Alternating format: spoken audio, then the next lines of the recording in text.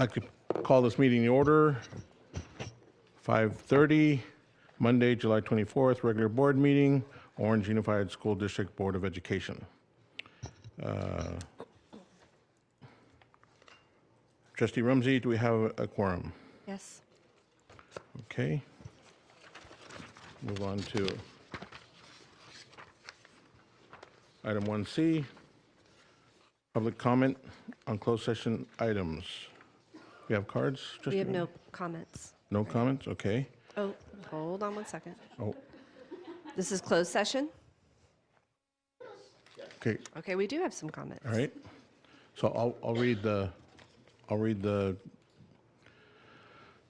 this out. Speaking time is limited to 3 minutes per speaker with a maximum of 20 minutes per topic. Persons wishing to speak should submit a public comment card prior to the meeting. So as soon as Mrs. Rumsey, I'm ready. you're ready? Okay. Call the first card, please. Linda Cohn.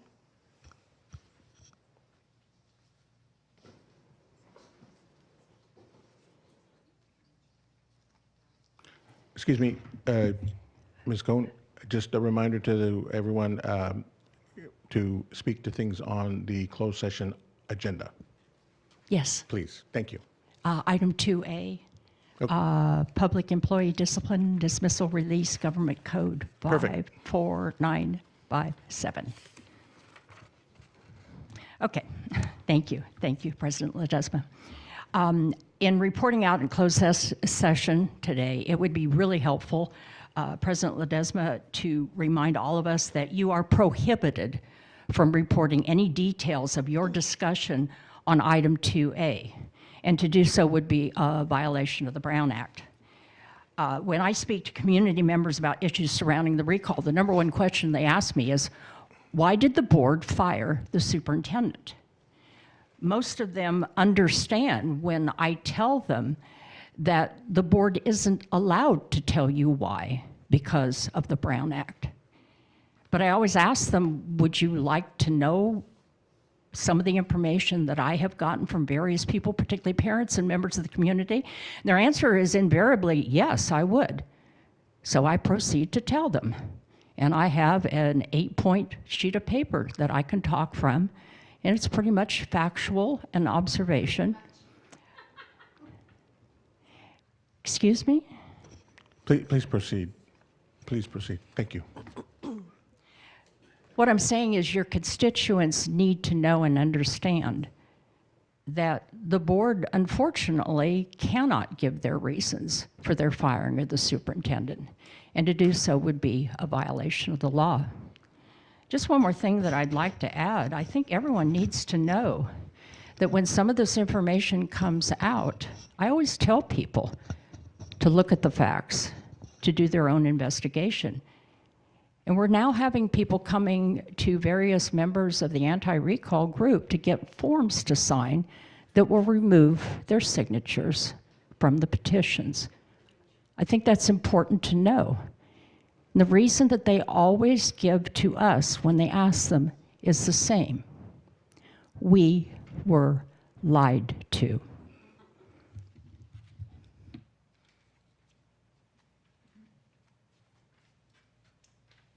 Next one. Okay, we do have 11 comment cards for 2B. So that's 2B. 33 minutes if we stay at 3 minutes per comment.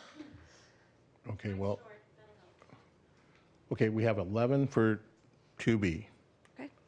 So we'll stay at 3 minutes per speaker. No, I think we need to stay at 2 minutes. Let's make that 2 minutes per speaker. Okay.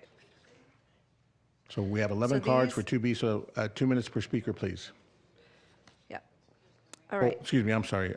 This has to be a collaborative decision. Yes, thank you. Yeah, thank you, Mr. Gonzalez. Yeah, I want to hear from board members. It's actually Yes. 12. There's 12. There's 12, so 2 minutes per speaker. That would give us 24 minutes. We have a pretty busy How about one? closed session. I would say agenda. 1 minute. Okay, 1 minute. Okay, anyone else want to chime in?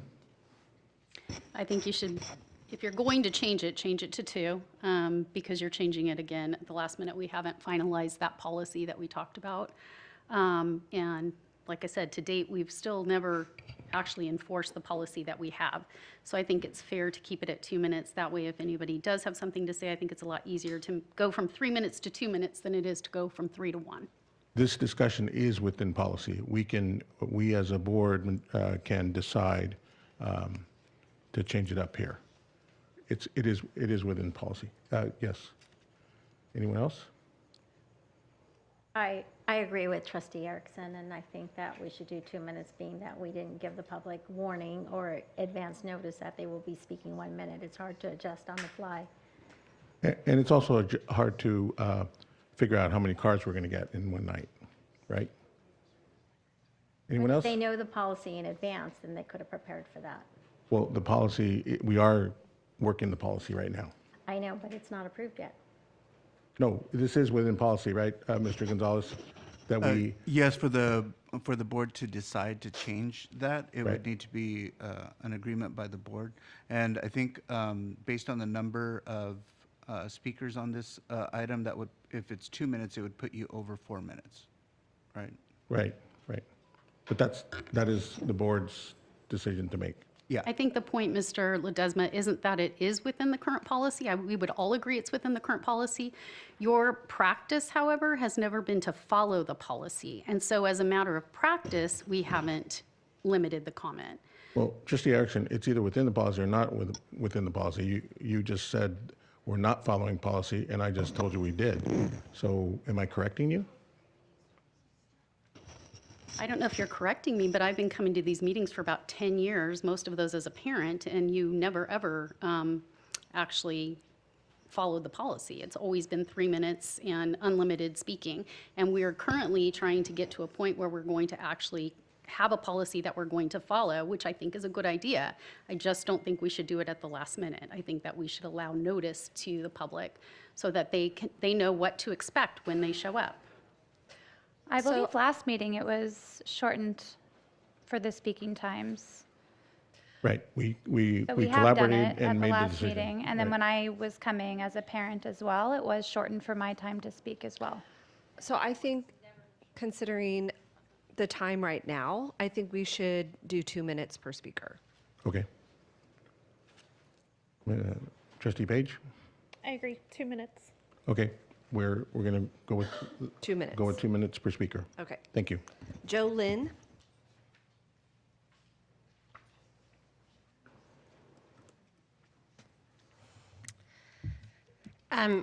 Hello, this is my first year coming to board meetings this time of year, so I don't know how common that many replacements and new hires are, but it seems like there's an awful lot to me. I see one of the items is superintendent, so I hope that means that we're starting the superintendent search so we can get a good plan to add some stability to stop the just turmoil we've been in since we've lost our superintendent. So I'm really hoping that you're moving forward with a thoughtful superintendent search where we can get input from the community, parents, from all sides of the community, and really get the superintendent that our children deserve. Thank you. Senator Gloria Romero?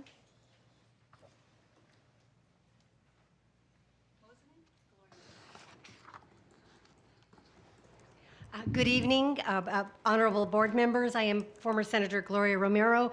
I'm back here again this evening. And to me, really, it's not about the past, it's about the transition to the future. And that's what I think is so exciting in seeing this board.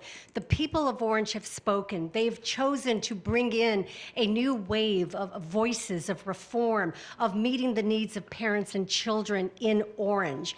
And so I look forward to your support of the interim superintendent becoming the permanent superintendent. As I understand it, he would be the first Latino to be voted in as the superintendent for Orange Unified. And for a community that is so significant, not only in Orange, but in Orange County overall, this is quite a momentous change, and I applaud you for doing that. I've had the opportunity to work with, of course, you as the board, the staff. The superintendent has been very, very strong in terms of being faithful to the law itself, to looking at rules and regulations. I think he would be somebody that, should the board approve us later on this evening, we hope you will, that we will be able to work well with the new superintendent. So having worked with many superintendents in California, I think he's a strong candidate, and I would strongly urge your support. Let's usher in a new era, and let's go forth boldly with courage and with support for all. Thank you. Mr. Ledesma, I have a question. Yes. Based on what Ms. Cohn had said, information was not, is there information out in the public that we're not aware of? The agenda has it. Well, Ms. Romero acted as if she knows who the candidate is, and I'm just curious how she would know that. I don't know. It's on the agenda, closed session agenda, superintendent. Okay. And, Ms. Romero is very understanding of how educational systems work and closed sessions and meetings. My concern is that she is naming names, and how did she get that information? I don't know. You'd have to ask her. She's that is not surmising, public she may be knowledge. surmising things. Superintendent is on here. The next speaker is Alex Brusaw.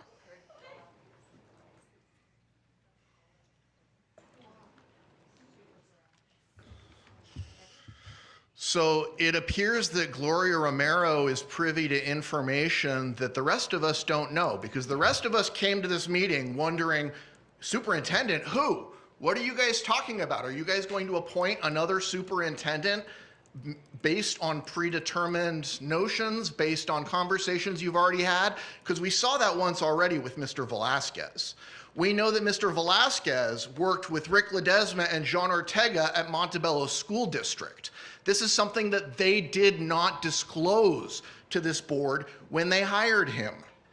Ms. Erickson asked about, where does this all come from? You guys didn't tell her. You guys wouldn't tell anybody anything at all. Yet again, we are here with a lack of information about your superintendent appointment. We have a lack of information. It appears Ms. Romero doesn't. So why don't you guys ask her where she got that information? You know what? I'll do that. I'll amend my lawsuit for additional Brown Act violations. And I will ask her where she got that information, because it looks like, yet again, you guys are coming to predetermined conclusions about what is going on with our school district without stakeholder input, without teacher union input, without parental input. You guys say that you're parental champions, but you are not even seeking parental input about who our superintendent is going to be. Instead, you're coordinating with other members of the community behind closed doors and making determinations about what's going to happen. Just like you did with the Parental Bill of Rights. There was additional information on social media that you guys met with parents. But when I submitted a Public Records Act request for your correspondence with those parents, you hid behind privilege yet again. Lack of transparency, and that's why we're having a recall. www.ousdrecall.com. You're gone. You're gone. Thank you.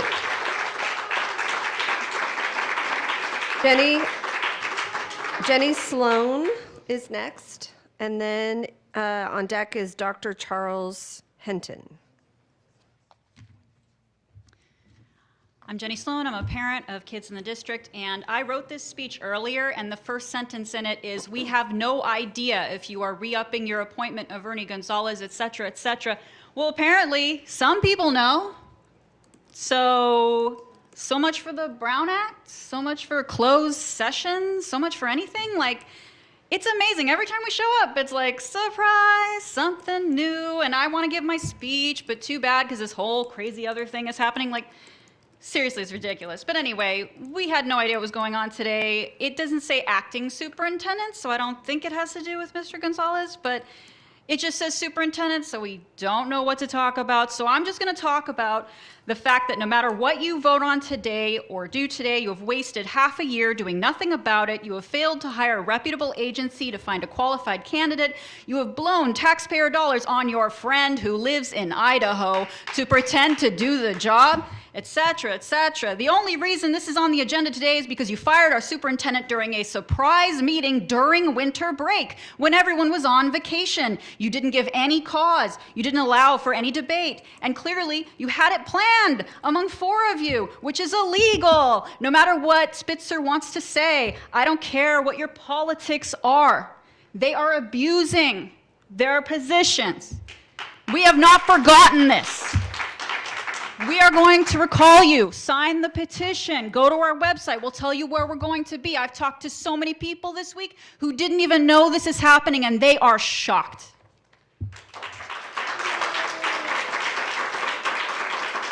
Dr. Charles Henton. And on deck is Soren Williams. Good evening, members of the board. My name is Dr. Charles Heaton, and I am the new superintendent for Explore Public Schools, our network of charter schools here in Orange.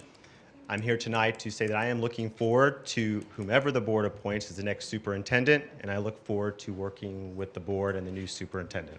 Thank you. Soren Williams. On deck is Kelly Felton. Hello again, board. I'm a parent of children at OUSD. I'd like to talk about the superintendent vote today. Remember when this board majority fired our great superintendent in January with no cause? Yeah, that cost us about $500,000. Remember when the board majority hired John Ortega's buddy as a temporary replacement, flying him in from Idaho for 5 weeks and costing us about 70 grand? That was an ugly mess. Remember when the board majority started to look for a superintendent, but then just stopped? So my question is, how do we have a superintendent vote today without any proper search? Is it somebody new, or is it just extending the acting superintendent's contract? If it's somebody new, how did we find them? And when did the entire board know about this candidate? Is it another out-of-state buddy of John's? If it is Ernie, I hope you got a good contract, and I hope you can stem the tide of all of our teachers and principals leaving. The chaos in this district is pretty crazy, and the lack of transparency and continued chaos is why I keep gathering signatures to recall Rick Ledesma and Madison Minor.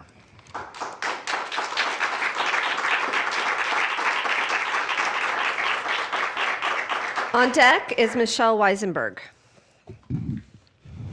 Hi, everybody. Tonight I'm here to support the board's decision on the new superintendent. I did support your decision to fire the last superintendent based on decisions that only you knew. We all would like to know decisions and reasons why you do things, but we understand the information is limited. Your decisions here help operate and reflect the mission of the district so that all children have exposure to positive character lessons and experience used to help and shape their successful futures. We appreciate your hard work on this, and we look forward to your decision tonight. And on deck is Rosa Otero. Hi, I'm Michelle Weisenberg. I'm a homeowner, a taxpayer, and I have 3 children who went through from K through 12 in this district. First, I'm very curious how Gloria Romero has information that the rest of us don't, that is supposed to be apparently closed session and private, so that'll be interesting to find out in a lawsuit. I came to talk about appointing the superintendent because I don't know who it is, and I'm concerned about the lack of transparency. All it says is superintendent 1. That's it. There's no transparency whatsoever. We've had nothing but chaos since January 5th. Your disaster of an interim superintendent cost us $70,000, the annual salary of a teacher. We could have hired a teacher for that. We've lost over 25% of our principals to neighboring districts or retiring early. We've got other staff that's fleeing and following these principals because they don't like the chaos. How are we going to attract quality people to fill these positions before school starts on August 16th? Now we're appointing somebody apparently, not sure, it was very vague, but without any input from community or staff. That doesn't seem very transparent to me, and what you've had a problem with all along is transparency, but it looks like it's only lack of transparency for some, but not all. So that is disturbing. And I want to remind Mrs. Cohn over here that there is no secret reason that the board can't tell us about why they fired the superintendent. If they had a reason, They would have said so, and the district wouldn't have had to pay out $500,000. $500,000. If it was a secret, then they would have kept her on till June and saved us the money. But they didn't, and they had no reason, and you can keep telling people that, oh, they know it in secret, but there is no secret. They didn't have a reason. They cost us $500,000. How many teachers would that be?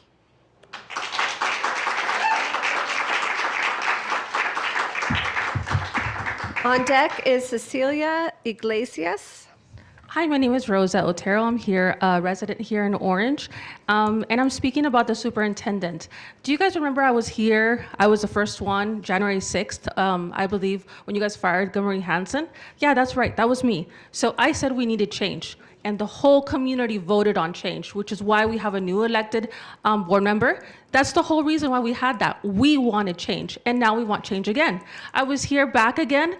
I personally, because of my own opinion, because of no other Brown Act violation, I just agreed that I thought Craig Abercrombie previously, when he might have taken a position, he might have been interested.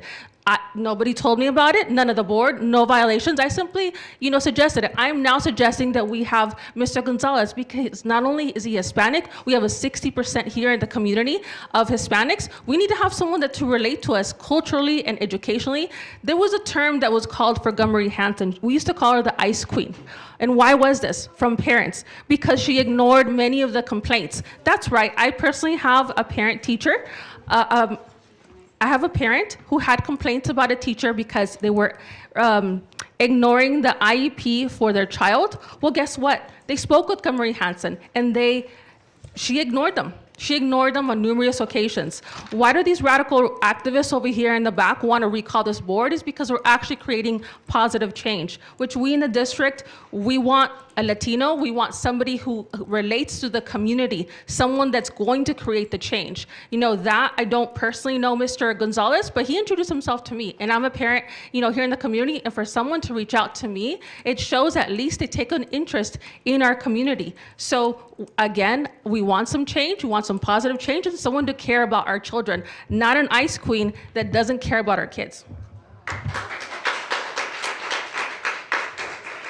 On deck is Blanca Avila. Good afternoon, board members, President Ledesma, Superintendent, and members of the public. My name is Cecilia Iglesias. I'm here as a community leader here in Orange County, and also a leader here with parents in Orange Unified School District.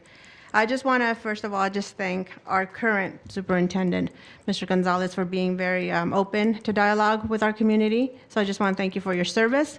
And for the board, for you all to, we don't know who the superintendent you have chosen to appoint, but one ask from our Latino community is that you guys consider a strong candidate that has Latino roots, someone who's going to be able to connect with the community. It would be nice if it was Mr. Gonzalez, if he did apply, but if he didn't apply, just take into consideration someone who is a Latino and someone who will be able to communicate with our Latino family, especially on the west end of the district. They're the ones that really are looking for someone to look up to, especially our Latino kids, someone to look up to, someone who is Latino, someone that they can relate to. So whoever it is that you guys decide to appoint today, just know that we will be working with them and we are going to be collaborating with them. But if we wanted to have a wish list, it could be a Latino, someone who's a Latino candidate. Thank you. On deck, okay. Yes, and then on deck is Mike Tardif. Thank you. Mi nombre es Blanca Ávila. Muchas gracias por estaros escuchando. He estado escuchando todo lo que se está hablando acá, pero yo personalmente vengo a dar las gracias al superintendente. Espérame, señora, va a venir alguien para interpretar. Ok, gracias.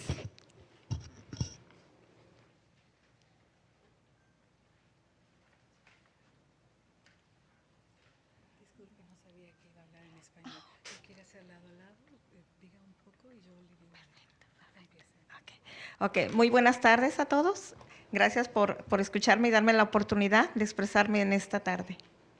Good afternoon to all of you. Thank you very much for giving me the opportunity to come and express myself this afternoon. Mi nombre es Blanca Ávila, líder comunitaria aquí en la ciudad y pues también con los padres de familia. My name is Blanca Ávila. I'm a community leader in the community here and a parent. Hoy lo que vengo simplemente a explicar y a decir que estamos muy contentas nosotras como madres latinas hispanas tener un superintendente que nos ha estado escuchando, nos ha estado apoyando, nos sentimos muy comprendidas, estamos felices de estar trabajando en este momento con él y pues estamos nosotros apoyando la decisión que ustedes tomen. I'm here today to thank you all for having a superintendent that is of Latin background here. And we are here as a group to support the decision if you decide to appoint Mr. Gonzalez. Esto va a ayudar muchísimo a nosotras, las madres de familia, ya que están nuestros niños, están, pues obviamente nuestros estudiantes están esperando precisamente de que esto continúe así como está en este momento. Gracias, superintendente, por estarnos apoyando. So this decision will benefit us and our children. We are really looking forward to have somebody that is listening to us the same way that Mr. Gonzalez is. We are really happy having him here with us. Muchas gracias. Thank you very much.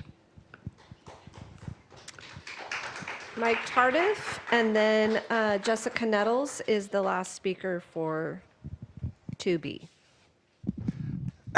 Good evening, trustees. My name is Mike Tardif, resident of Orange County.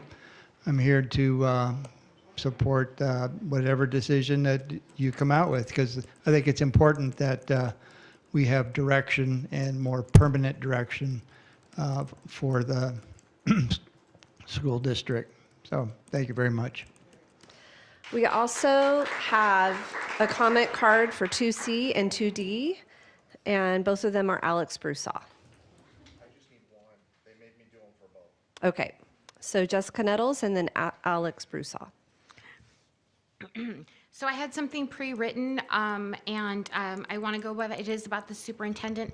I was not privy to the fact that we were going to have a discussion with somebody here. People that you apparently know are privy to this. That's a whole other topic.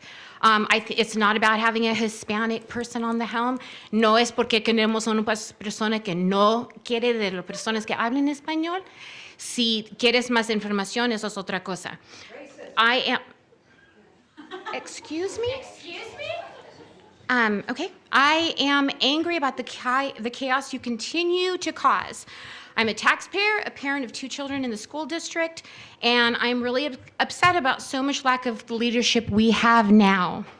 The chaos that you've caused has caused some dramatic results. A teacher in our school had to go on indefinite leave in October.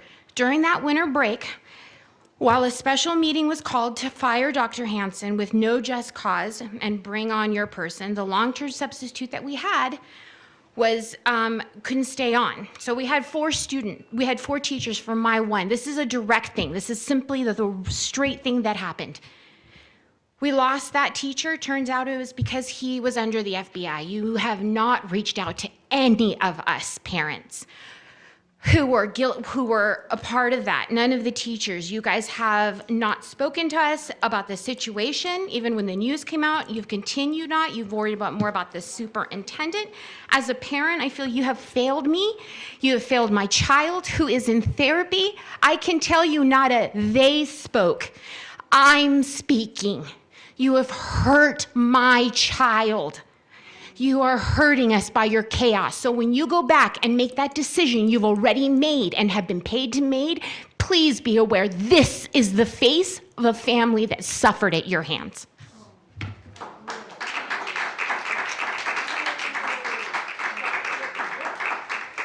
Well, we've got Alex Broussard. Alex Broussard.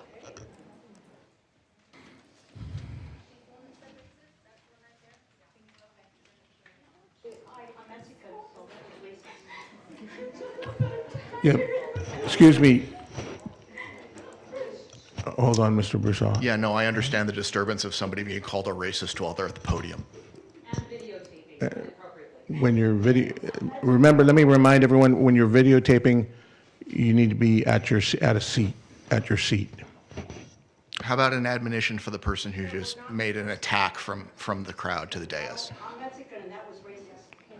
What? I don't know, Mr. Gonzalez? Mr. Gonzalez, this gentleman over here with the tripod, is that acceptable? Yeah, he's in the area that's been designated for that. Okay, okay. Okay, Mr. Broussard? Yeah, so I'm here to talk about potential litigation that this board is facing. I'm going to start by talking about the lack of Form 700 that has been submitted by Angie Rumsey and John Ortega. Form 700 details potential conflicts of interest, and it's a required filing. I told you guys about that before. You haven't done it. You're facing potential litigation. Your ongoing violations of open meeting laws. I think we just saw one just now. The conflict of interest between Rick Ledesma, John Ortega, and Mr. Velasquez, who they just hired as a superintendent, without disclosing any of the history that the three of them had. Again, you're putting yourselves open to litigation. We have a discrimination lawsuit that the district is facing. Hold on, pause for a second, please. This was at 2 minutes. This is a 3-minute topic. Yes, you got to give him another 2 minutes. And If the you can- 15 seconds hold that on, just ran down. Hold on, can you switch it to 2 minutes? Because you had 2 minutes left. So if you just switch it right now to 2 minutes. There you go. Okay, so potential litigation that this board is facing. Well, we have First Amendment issues with the stacking of comments by this board majority when they switched from item 17, I believe it was, to 8, and had all of their friendlies start signing up early when they knew that they were going to put in a policy of taking comment cards by time that they had not done before. I believe Ms. Erickson pointed out earlier that they have changed the practice of this board and limiting speakers to 2 minutes or 1 minute. That's never happened before. You guys are facing potential litigation. Now, are you guys all done? Okay. So there's also the non-disclosure of records that you guys are obligated to disclose pursuant to the California Public Records Act request. You've been asked over and over and over again for support regarding why the Parental Bill of Rights was not taken to parents for comment or anything. Apparently there were parental comments that you guys conducted behind closed doors. And then you refused to turn over any of that because of some privilege that you're hiding behind illegally. Now, the lack of transparency from this board is creating additional litigation exposure. And you know that because you have increased legal fees time and time and time again. The legal budget for next school year is way more than the legal budget for the last school year. That's because you guys know what you're doing and you're gearing up for litigation that you know is coming. And instead of saying what's going on, you're doing things behind closed doors. You're doing things illegally. You're doing things with a lack of transparency. And that's why instead of coming to open session and commenting, I'm going out to gather signatures to recall you, Rick, and you, Madison. Thank you.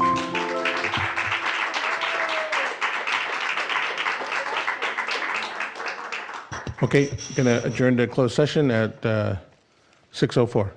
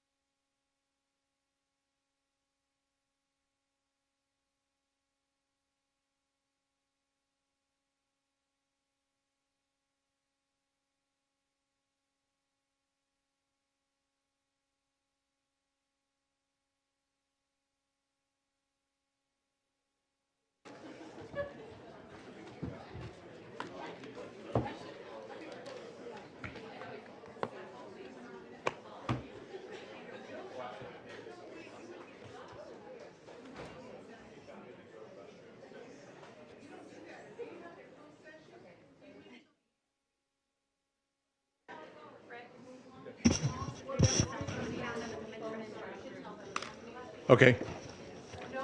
Let me, okay, here. Hello, attention everyone. There's a cell phone left in the bathroom. Which bathroom? Women's bathroom?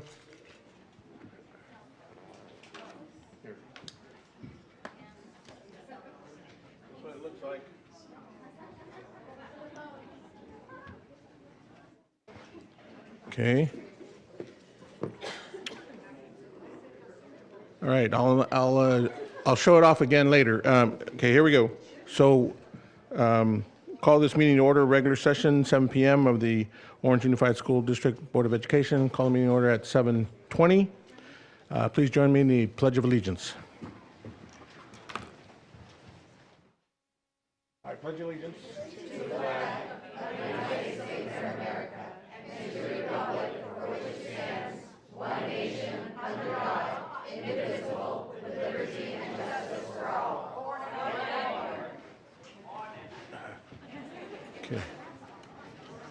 All right, here we go. Report, item 3B, report of closed session decisions. Mr. Gonzalez. Thank you, Mr. President.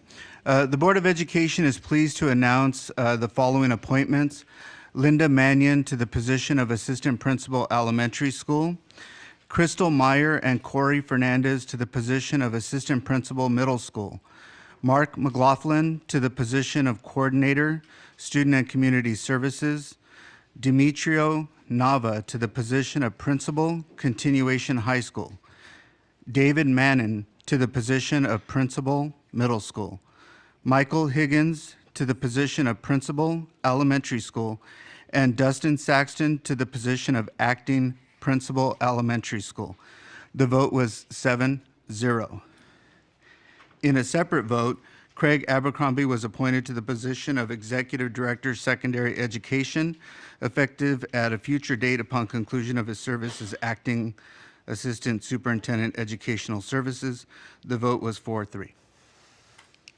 Okay, thank you. Mr. Gonzalez? Yes. I was advised by Mr. Covert. That I'm to read the vote on the 4-3. Okay. So the vote was Ortega, yes. Erickson, no. Rumsey, yes. Ledesma, yes. Yamasaki, no. Minor, yes. Page, no. Thank you, Mr. Gonzalez. Okay, adoption of the agenda. Before I take a motion to adopt the agenda, I would like to pull item 8B, update on selection of executive search firm for hiring a new superintendent. Can I have a motion? I'll move it. With that change. Moved by Mr. Ortega. I'll Is there a second. Second by Trustee Minor. Is there a public comment on adoption of the agenda? Is there a public comment and everything? Okay, we're at discussion, so. Okay, so there is a public comment on the adoption of the agenda. Okay. 3C. Apologies.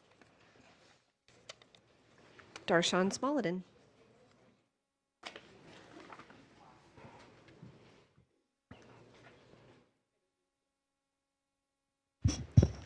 Good evening, Board. Superintendent Gonzalez. As you adopt this month's agenda, and it's a heavy agenda once again, maybe we need more meetings. Rick, I'm going to remind you what your priorities should be.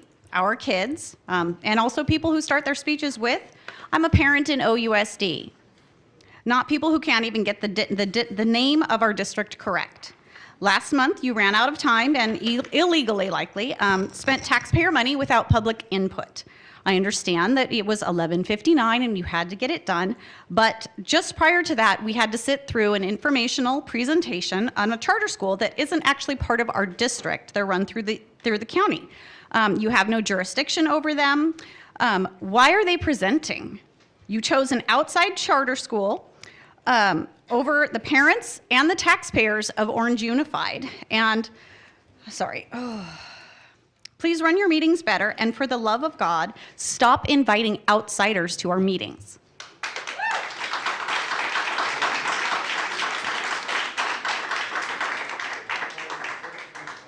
Okay, we have a motion and a second. I'd like to take a vote. All those in favor? Aye. Aye. Aye. All those opposed? Motion passes 7-0. Adoption of the agenda. Item 4A, Superintendent's Report. Yes, thank you, Mr. President. I'd like to take an opportunity to thank all of the staff who are working diligently during these summer months to prepare for the 2023-24 school year. Everybody's kind of taking turns at this point, some enjoying a much-needed break and recharging their batteries during this time, while others are busy hard work finishing up summer school, participating in voluntary professional development opportunities, hiring new employees, completing facility improvement projects, performing maintenance on our fleet vehicles, and deep cleaning classrooms, and much, much more. So thank you for preparing us to be ready for the 23-24 school year. Thank you. Okay.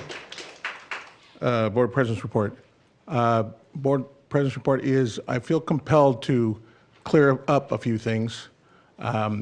We have an attorney here that's our school counsel. He oversees everything that we do. He oversees our agenda prepping. He oversees these meetings, and he is the one that has guided us from a legal standpoint.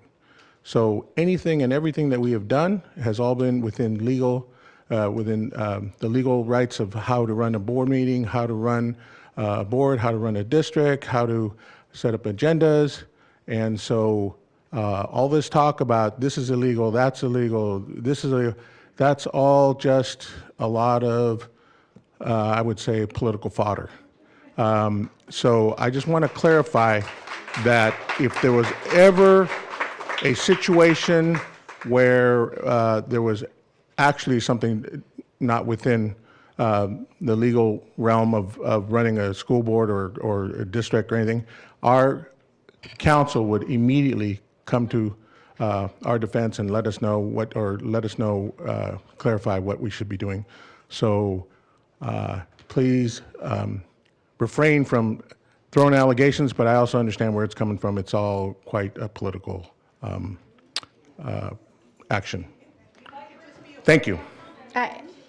Can I comment on what you just said? Because I Sure. want you the wanna- opinion well, of our you know, attorney. It might be illegal because Well, this is Board President's report. I would like the opinion of the attorney whether that, what your comments making it political is appropriate for this time. No, this is my time to speak. Yeah, but it says This is my time to speak and my time to have, say. and acknowledgements. And it's an I observation. agree, if you want to announce that, you know, we have an attorney present, that's okay. And it has to do with the But you community. made some comments regarding, that this is political, and to me, that doesn't fall under this category. Well, it falls under what my observation is as far as what's happening to this community. This is community comment time. Okay? Well, can I ask Ernie if that, can I ask Spencer whether this was an Mr. appropriate Covert? time? Mr. Covert, can you please clarify this? Since he's here, I want to utilize his expertise. Sure.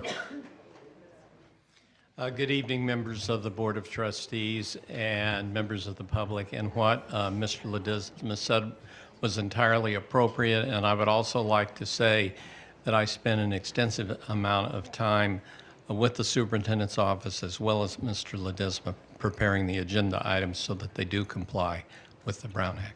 Thank you very much.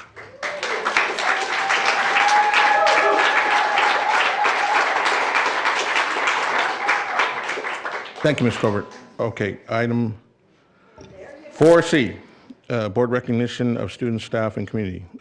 Would anyone like to speak? I would. Trustee Minor?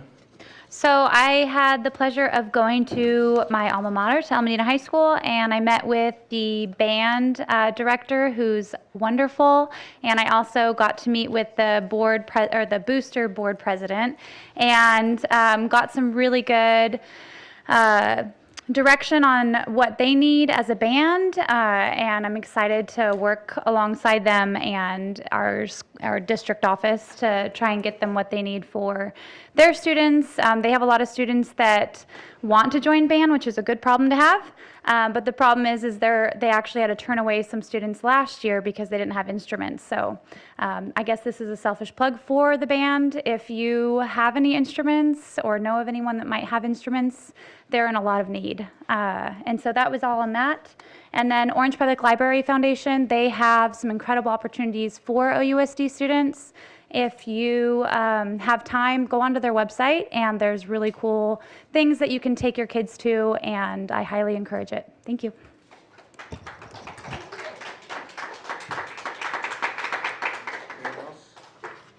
I'd like to make a quick comment. Trustee Yamasaki? Thank you. I'd like to thank the parents of Canyon High School Foundation and Villa Park for working hard over the summer to raise monies and working in the fireworks booth. I don't know if you know, but they take their time out and they work in this heat and they raise much needed funds for our booster clubs. And so I saw all the pictures out there, and I want to give them a shout out to thank them for their efforts, because from my understanding, they raise quite a bit of money. Thank you.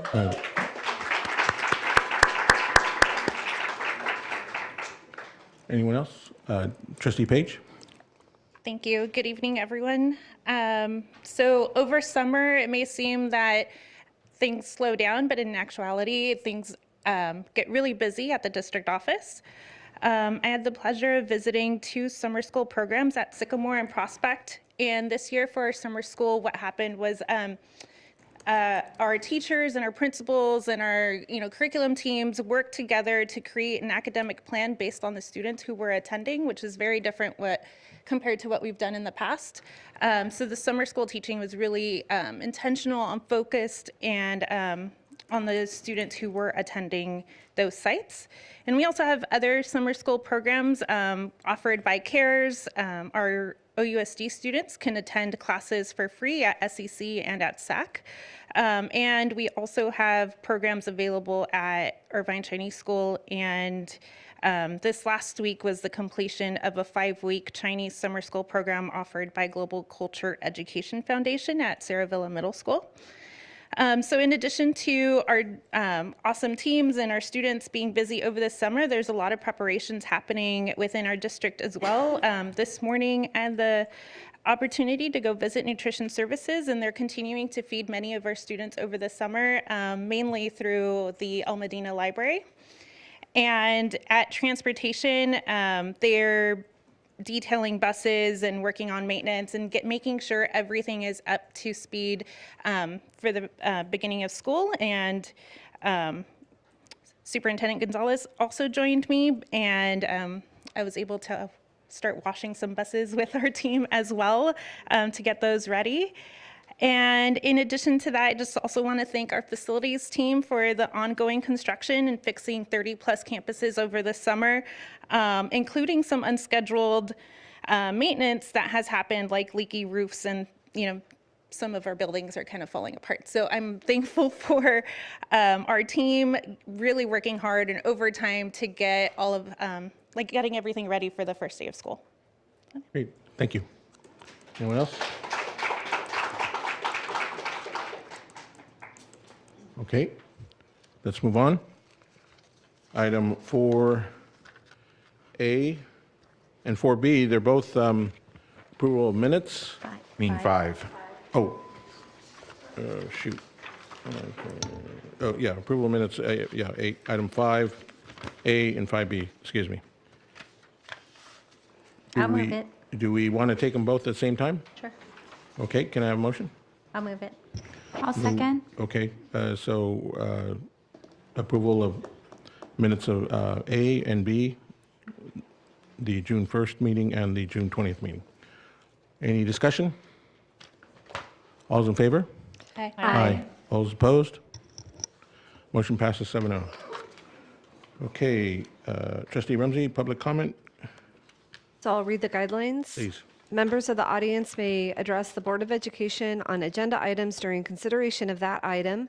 Speaking time is limited to 3 minutes per speaker with a maximum, that would be the phone that someone's missing, by the way. Oh, someone's doing a lost. Yeah, they're trying to find their phone. Obviously, it's no one in this room. Speaking time is limited to 3 minutes per speaker with a maximum of 20 minutes per topic.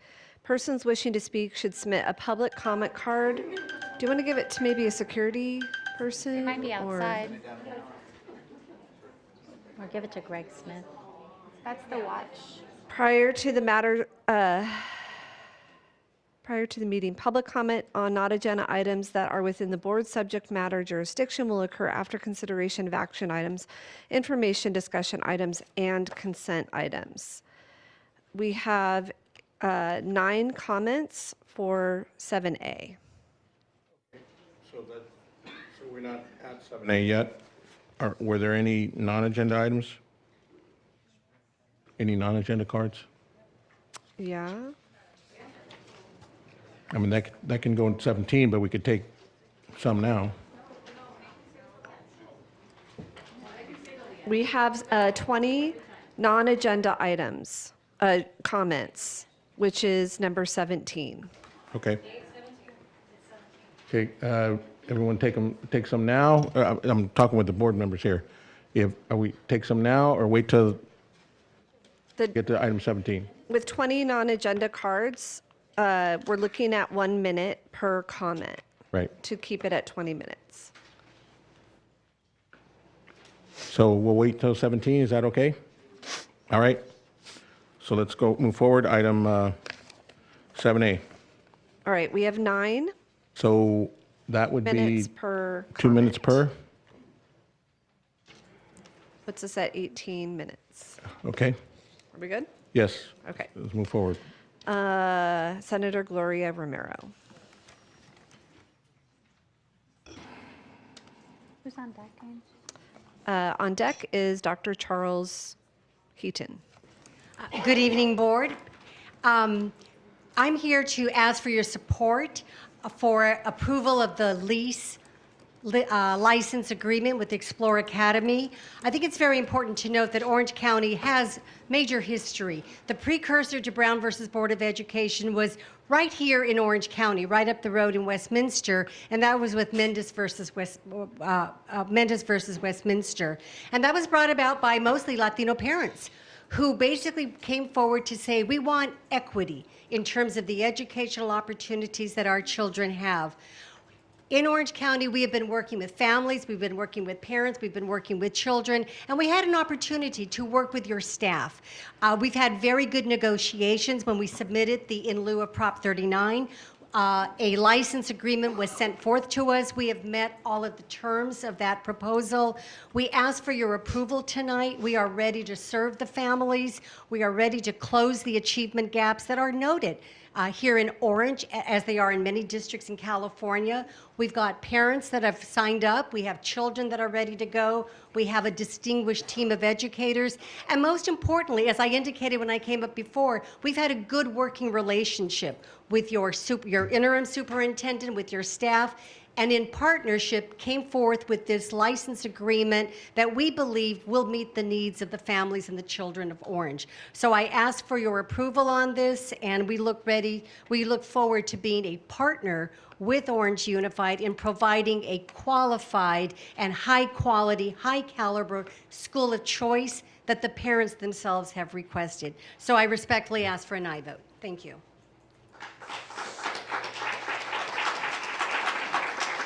And on deck is Soren Williams and Kelly Felton. Good evening, members of the board. I'm coming before you on behalf of Explore K-12 Academy, asking for your support in approving our lease license. We've satisfied the requirements. I'm also pleased to report we've had a positive working relationship with the district office in satisfying the requirements, and we are at a place where we are ready to launch. So thank you again for your consideration.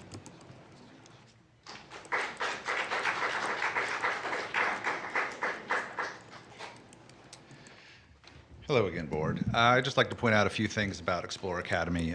The Orange County Education Department did not recommend giving Explore Academy permission to operate in the Orange County area, but the OC Board majority approved it anyway.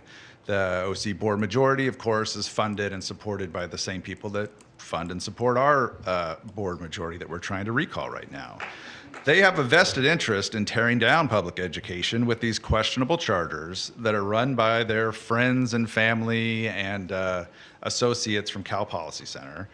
Instead of developing and using existing sites and hiring more teachers and improving things in OUSD, they would rather rent space to a charter that will probably serve students mostly from outside of our district. So my question is, will Explore Academy reflect the demographics of Orange County, or will they be like OCCA? When will this board majority prioritize the students of OUSD over the partisan sugar daddies?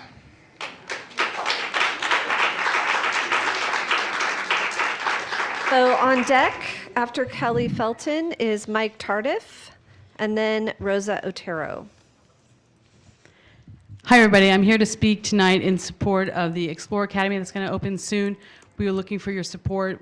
We've dotted all our I's and crossed all our T's on the license agreement. We're looking to lease the property with you guys. Explore Academy is an innovative educational model built on the principles of strong core education and college readiness. It will be serving the students of OUSD. It was approved by OUSD, and it does incorporate all the mission statements of our district for our students. We're looking to bridge the gap of educational access and serve our students of our community. We're really excited about getting this started, and we're looking for your support tonight. Thank you.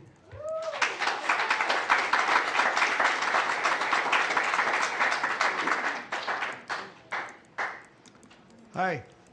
Good evening, trustees. My name is Mike Tardif. I happen to be a board member of Explore Academy. We're very excited for the possibility of working with the Orange Unified School District. And I was, just a note, I was speaking to a co-board member of Explore Academy just this evening, and she mentioned to me that they were, we have a number of parents and students that are interested in our school, and we were having a meeting with them just this past Saturday, and she happened to mention to me that there was a question over here about the about basically the racial makeup of what this school would be. I can tell you that this co-board member of mine mentioned that all the parents there were speaking Spanish. So if you have any question about that, this school will be serving lower income Spanish-speaking families. Thank you.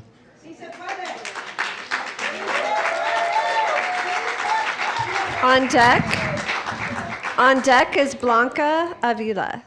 Hi, I'm here in regards to the license of the Explore Academy. I'm the one who helped to advocate for the school. I'm the one who also, as a parent, have met with the district as well as the board staff at Explore. There is no outside, there is no deep pockets, there is no dark money. We have one public grant, a public grant from California. That's it. It's not from Policy Center, definitely not for sure, not anything that is funding us. We only have one public grant that is allocated to us. And actually, I'm the one that's there every day. That's why I've been so busy, because every day we're either canvassing, I'm registering parents, and porque hablo español, I'm the one that's been registering the parents. I can tell you it is predominantly Hispanic and Spanish speaking. These are kids who are 1, 2, 3 years behind. So not only because of the pandemic, which I understand we had a pandemic, but some of these kids were already behind. And so now they're going to get not only from 8 o'clock in the morning to 2 o'clock, but they're going to get after school tutoring, one-on-one, 25 kids in the classroom. What other school in our district can say that? And we want actual school choice. It's still public funds. It doesn't mean that it's private school. It's public funds completely. There is no outside money. There is no outside funds. We have one grant that we have to use it wisely, and that's it. And it is going to serve our community. We're only going here door to door and speaking with parents that do speak Spanish speaking because we want to help that community. I feel very passionate. I'm not, racist. I love all people from different, obviously I'm very talkative, so I'm friendly with everybody. But I know that my community especially, they don't have a chance. They don't have private school tutoring that you can do for your kid. They don't have other, Kumon, whatever other, they don't have that kind of money. So all we have is a public school, and even though it's 25 kids per classroom, those kids are going to get a fast track to get college prep to be able to have some kind of opportunity. So thank you.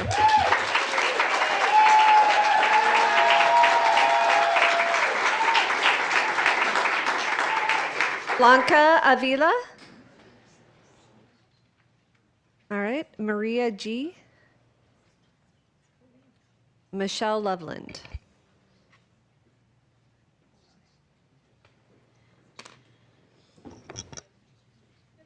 For this item, yes.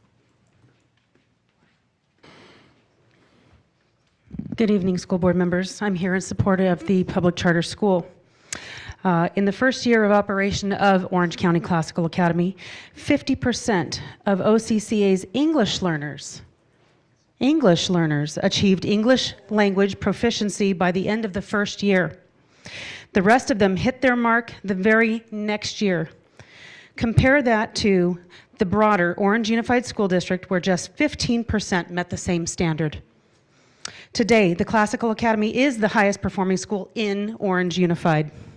School choice and quality of education matter, and it's important that we have healthy competition and raise the standards for all children, including the underserved and the Black and brown populations, and especially special ed as well.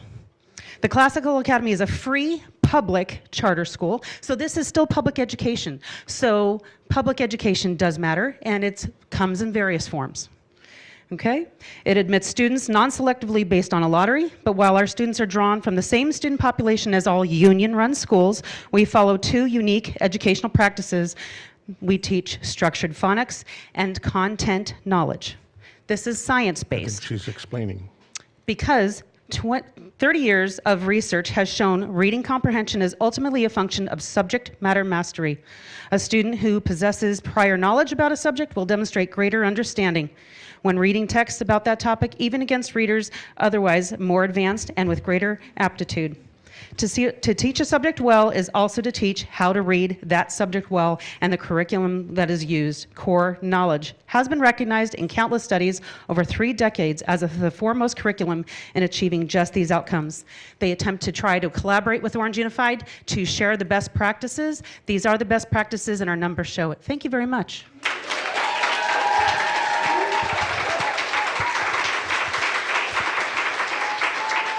Okay, that was the last card. Mr. Gonzalez? Yes, to present on this item, we have Ms. Davina Harden. Can you speak up because people seem to be talking over what you just said? I apologize. We're ready to take care of this, this agenda item, and Ms. Harden will be presenting on it. Good morning, Board President, Trustees, Administration, and the public. Before you tonight is for consideration is a license agreement among Explore Academy, its governing corporation Explore K-12, and the district for the use of 6 classroom spaces, restrooms, designated parking lot spaces, and blacktop and play spaces at the district's Peralta site that had previously been utilized by Olive Crest, who recently vacated the premises. The term of the proposed Explore license agreement is for 2 years for the 23-24 and 24-25 school years, with Explore agreeing to waive its Proposition 39 rights to request district facilities for the 24-25 school year. Given that Peralta is a surplus property, the license agreement with Explore is revocable at any time by either party. Explore's board approved the license agreement at its July 11th meeting, and the license agreement has been executed by Explore's board president, John Fan, on that same date. All good? Yep. Okay. Any questions, discussion? Trustee Yamasaki? Thank you. First of all, I wanted to clarify, Explorer Academy received their approval from Orange County Board of Education, correct? Correct. Okay, one of our speakers said it was approved by OUSD, and I want to make sure that was not correct information. Correct. It's a countywide charter that was submitted Okay. directly to the County Board of Education. So a countywide charter can choose to go anywhere in Orange County? Yes, but the locations have to be approved by the county board. Okay, so that the county board approve the location to be in Orange Unified area, or? Yes. Or do they approve later or ahead They of time? approve the districts where the charter can operate. Okay. And And is they that they done have during the time of their approval, or is it something So- they go back to? When they submit the charter, they have to provide notice to the districts where they initially plan to operate, and then the county board has to approve those locations. In this case, Orange was not one of the original locations, but Okay. subsequently they submitted a request for material revision and added Orange Unified and had it approved by the county board. Okay, so when did they add Orange Unified? I'm sorry, I don't remember, maybe a year ago, but I might Okay. not be getting that correct. A year ago. Okay, sorry, I have to write my notes. So typically, when a charter school comes to the board, get approval at Orange County Board of Education, and they want to go into a district, they have to, they do a Prop 39 request.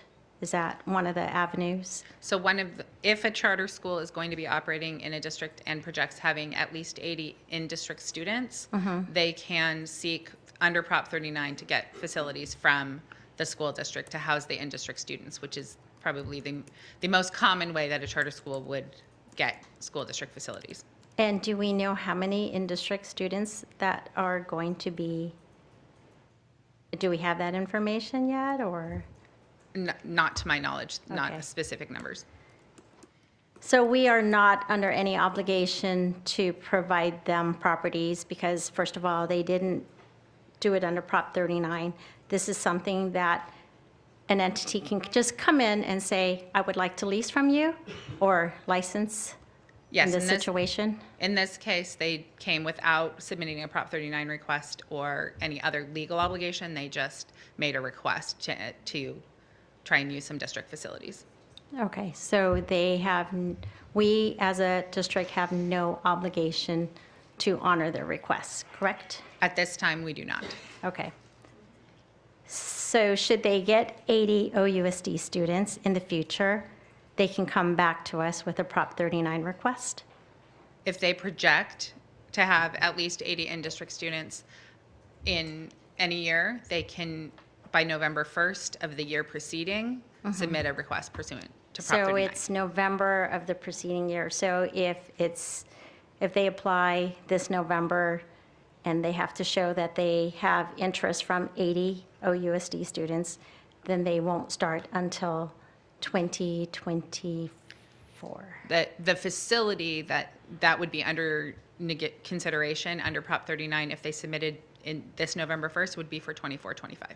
Okay, I want to make that clear. As far as the lease, the licensing agreement, can you tell us what the difference is between licensing versus leasing?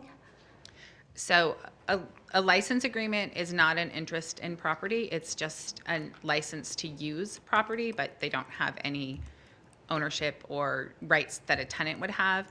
And fundamental to that is the ability to terminate the agreement at any time. So that's- it's that's basically the month to fundamental. month? It is for a set term, but that's the outside term, and it can be terminated by either party at any time. Okay.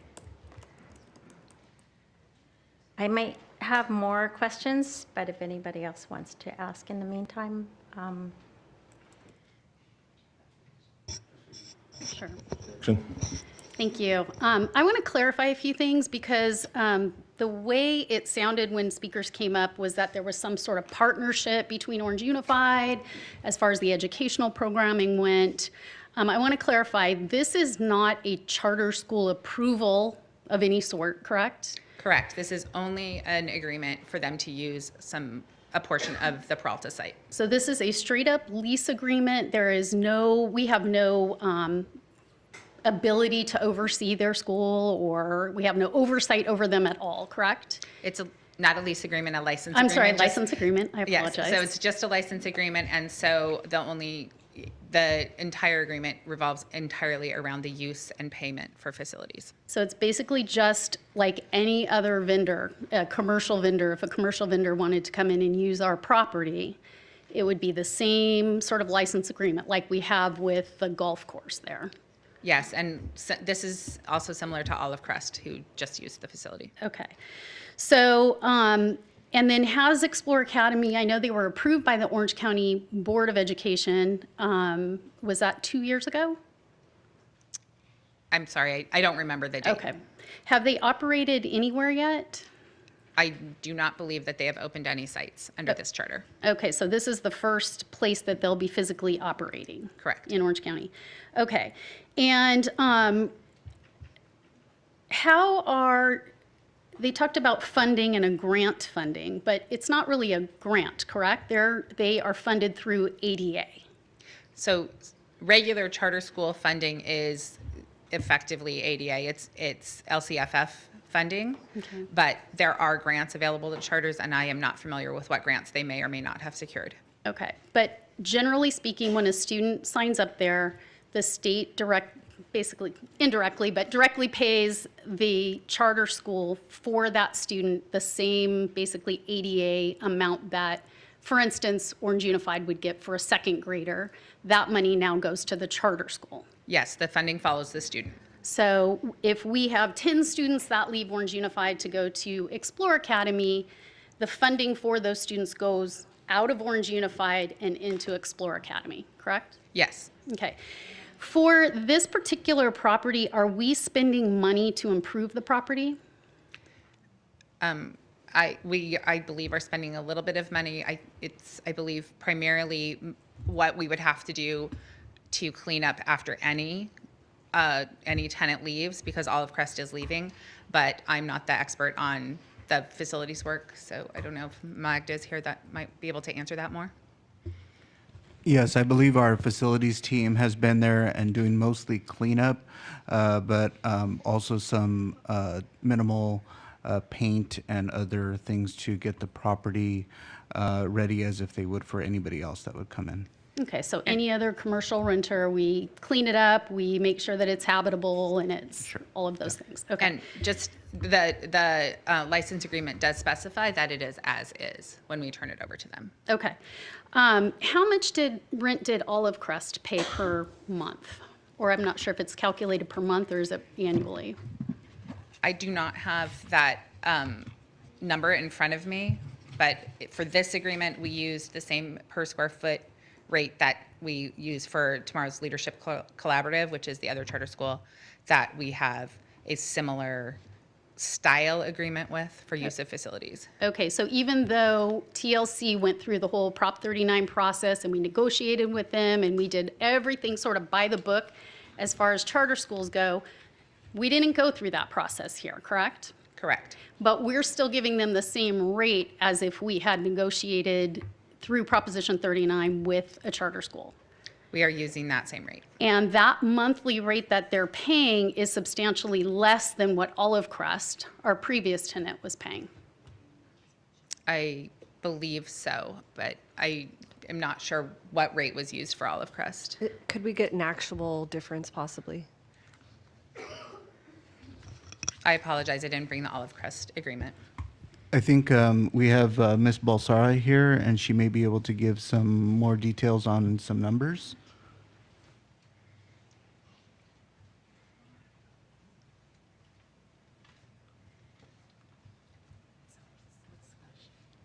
So the question is, what rate did Olive Crest pay to not TLC? No, I don't recall right now, but I can gather that information and get back to you. We don't have any idea how much we're going to approve an agreement and we don't have any idea how much they're going to pay? We know how much. Are you asking how much this school's Explore? I thought you were asking how much all of Well, I'm Crest is. asking both. I want to know what the difference is between what we were getting for this property before and what we're going to be getting now. My concern is with the word substantial. I would rather have an exact number than. I can look for that information. We and can, yeah, we can get that another time. Can we get that before we vote?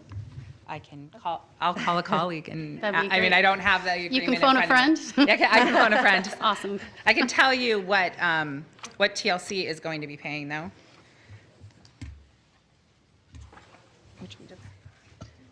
I'm sorry, she was. So isn't the question the difference between what Olive Crest was paying and what Explore would pay? I'm sorry, I meant to say, I can tell you what Explore is going to be paying. Why don't you Or do tell us want- what Explorer is going to be paying, and then we'll get the number for what Olive Crest was paying. They will be, for the 23-24 school year, they will be paying $74,476.82 over the course of the year, and for the second year, they will be paying $84,514. Okay. And we don't know how many students they're going to have, and really, we don't have any control over that because this is just a property lease agreement, right? Yes, so it's 6 classrooms. Okay, so it could be 6 classrooms of former Orange Unified students, or it could be 6 classrooms from anywhere else?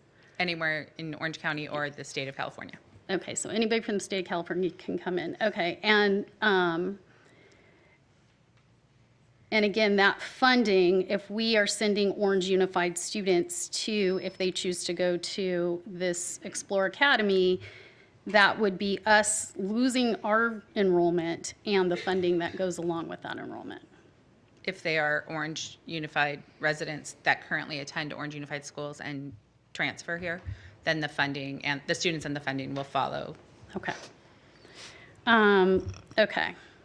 And we don't have any idea how much we're spending on improving the property? Do we not have, we don't have that number?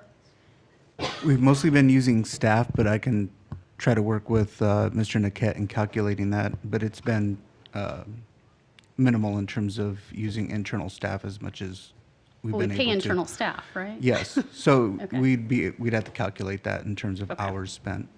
Okay. Okay. Okay, that's it. But you'll also be, You'll also be buying supplies to improve, right? So it's just Yeah, not correct, there labor, may be but you some have to buy paint the or paint and the some, rugs. carpet repairs or, carpet, so yes. And that- well, how about fencing? Potentially fencing in the future, and we can also get any cost of any fencing. We've done some landscaping work in the area as well.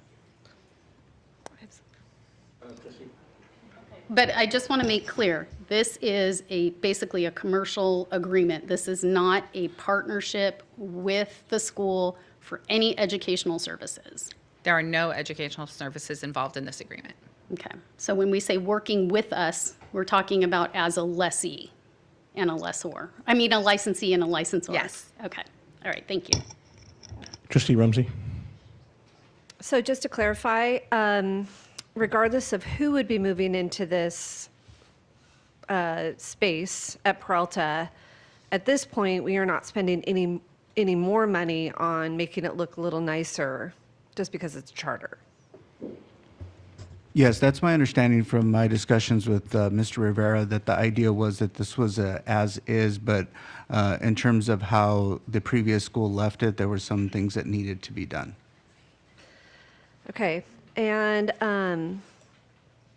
will they pay the same amount regardless of the amount of students they have? Yes, it's based on space. Okay. And you answered my question, but I just wanted to reiterate that there is flexibility in terminating or stopping this agreement, possibly month to month? Or At any let's say at the time. end of the school year? At any time. At any time. So they can't just stay there, say, settle in and say, listen, we're here now, so. They cannot. Okay. So far, those are all my questions. Anyone else? Trustee Minor? So I was hearing a lot of what sounds like hypothetical. We don't know where these students are coming from. They very well could be homeschool kids that are taking another chance back in the system of public schools. They could be potentially OUSD students, but we don't know, right? Is that true? Correct. Okay. And if they are outside students, then technically they're not even taking money from OUSD if they're outside students, correct? If they're residents of other districts, then that is funding that would have otherwise gone to those other districts. Right, okay. And is there another charter school in OUSD that is in lieu of Prop 39? We have an in lieu of Prop 39 agreement with TLC, and we have an in lieu of Prop 39 agreement with OCCA, and effectively with El Rancho and Santiago as well. Right, okay. I think that was all for me. So, If I can just clarify that, though, the in lieu agreement of Prop 39 went through a Prop 39 process where there's deadlines, there's certain legal requirements that have to be met. They have to show how many OUSD students they have because they have to have at least 80 Orange Unified students or project 80 Orange Unified students before they're entitled to the property, correct? Yes, the TLC and OCCA agreements went through that back and forth iterative process. So we are waiving that, basically, in essence, waiving that requirement specifically for Explore Academy. Prop 39 was simply not implicated for the first year of this agreement, and in this agreement, we have specified that they need to waive any rights that they would have under Prop 39 for the second year. Okay. And just to clarify, too, well, I see Ms. Bolsaro may have information. So roughly 16,000 monthly that Olive Crest is paying currently. 16, okay, and you gave me an annual. you got to divide I can give you a monthly. 74 by, So for the first year, it's 6770, and for the second year, it's 7,000. I'm sorry, okay. So 16,000 is what Olive Crest is paying per month? Yes. And this will be between 6,000 and 7,000 per month? Yes. Okay, and this is obviously below market price. well, what market are you talking about? This is a charter school market. I mean, TLC is paying There's that no amount. charter school market. Well, we have No, one there's no charter in-house. school market. It's by statute if you go through the proper process. Not correct? necessarily. No, let me ask you. Now, let me ask questions All now. Well, let me Trustee just, Erickson. if I can just finish. Please. Olive Crest was just a regular lease agreement. They were same sort of thing. They were just renting property from us, correct? The same exact classrooms. They had additional portable classrooms, some of which I Okay. believe they own and some of which the district owns that are not part of this agreement. But the footprint, I believe, is the same. Is the same, okay. Excuse me, though. Okay, so they were paying 16,000 and they had like 15 classrooms there, right? I think that there's 7 portables in addition to these 6. In addition to the 6. 6 portables? In, These 6 classrooms, and then I think 7 portables, some of which Olive Crest owns. for a monthly rate of $16,000. Yes. Okay, so they had a much bigger footprint than Explore Academy will be. Please, please, please, folks, this is my discussion. The footprint on the land, my understanding, is the same, but they had additional facilities. Right, right, for $16,000 a month. Yes. I mean, we could have said, you cannot bring those portables on this site, you can only have the 6 classroom building. Yes. We could have said that, because Yes. it's a licensing agreement. So this is a licensing agreement, so this is an acceptable process as well, would you say? Under the law? Yes. Yeah, okay. And then, and our control factor here is we can terminate at any time. Yes. So if there's any feedback on what is happening on that campus and or the educational services, we can ask to terminate. We can terminate with or without cause at any time. Okay, good. Now, I want to take a minute here and bring up Ms. Romero and have her clarify what number of students from OUSD has she so far have on her list. I just want to get an idea here, as we're talking so much about whether they have OUSD students or non-OUSD students. Do you have an estimate? Thank you. At this point, we're doing enrollment. Remember that per the terms of the negotiation with Mr. Rivera, who is on a well-deserved vacation, we were not able to identify the site until the license was brought forth to the board. They gave us some language that we could say we're considering such. So we cannot tell parents up until hopefully it's approved this evening exactly where this site is located. Having said that, we've been having a great success in talking with parents and enrolling. Already we've had about 70 families. I don't have the breakdown of students this evening. Are these OUSD families? I don't have the specific numbers, but the vast majority are Orange Unified. But we also have, because of the border, we have from Santa Ana, there's also Tustin as well that are there. I don't have a complete breakdown. Ultimately, we're going to go up to 150. That's really the maximum that we're looking at for this licensing agreement, is to have it 150, so there will potentially be more. But with this licensing agreement, should it pass this evening, I hope that it will, we then can have the ability to go out and to talk to families who are very excited about being able to come. But tonight, I'd say with about 70 families, I don't have a complete breakdown. I would guess, and I'm pretty good at projecting again to enrollment, that probably the vast majority are within Orange. There are some homeschooling as well. We've been talking to parents who have been doing homeschooling. They're interested in coming back. They like the idea of a charter. There are some others that are coming from other charter schools as well. There are first-year students who have not been enrolled in any public school because we are a TK through K with a very strong reputation for early education. So they have not been enrolled elsewhere, but they are living in Orange, in the city of Orange. So all of those factors we would take into account. Okay, thank you. Okay, thank you. I'd like to request a point of order because in our agenda, Ms. Romero was not identified as a speaker. And so was it appropriate? I'd like to get the opinion of our attorney again to find out whether it was appropriate for her to interject and talk about. There was knowledge that we needed, this board needed, just as Yes. much as getting the dollar value and what have you. But Mr. Covert, please. I just want to make sure that we're operating with full transparency. Always, always. Yes, that was appropriate to call on someone. The questions that are being asked are relevant, and obviously it's good to have, people who know what the source material is, and the board will judge accordingly. Thank you.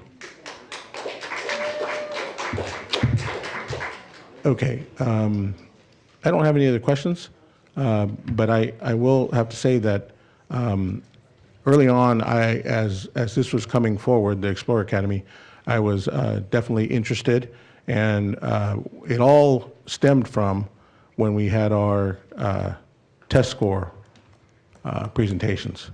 And the west side of our district showed, test scores that were lacking, and this is a choice for parents. And I was approached by many OUSD parents on the west side, and as I am on the east side as well.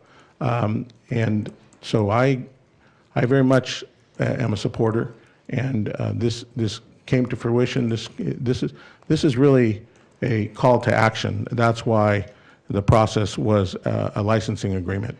This is a call to action for this board to act on the west side where there are no charter schools and there's a great need in terms of educational services and choice for those parents. So understandably. Can I ask a point of clarification? I'm yes, sorry. Yeah, please, thank you. Paige also would like to I'll pass it. I got one last thing here. Of course, sorry.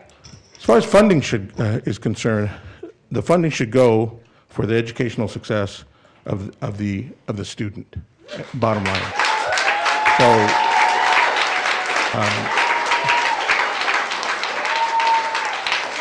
I think it's quite selfish to think that we have to not allow parents a choice or not allow such funding to go with the success of that student. Okay. Trustee Erickson? Oh, I just wanted, excuse me. I wanted to clarify, I wasn't sure, Ms. Romero, you had indicated that you have a great reputation for early childhood education, but I'm a little bit confused because I didn't think Explore Academy, this school, had opened yet. So I wanted to get clarification on that.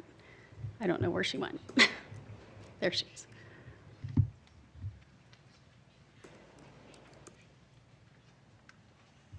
Thank you for the request of clarification. For those of you who don't know me, I am a former senator. I chaired the Senate Education Committee, wrote numerous laws on parent engagement, advocate Right, for but I'm asking you specifically about Explore Academy that's going to be taking possession of this property. That's the question I'm asking. Explore Academy is a brand new charter school. So we have not opened the doors yet. So you always go taking a look at the precedent, the history. Here in Orange County, I was the executive director and I ran scholarship prep, which we wrote the grant.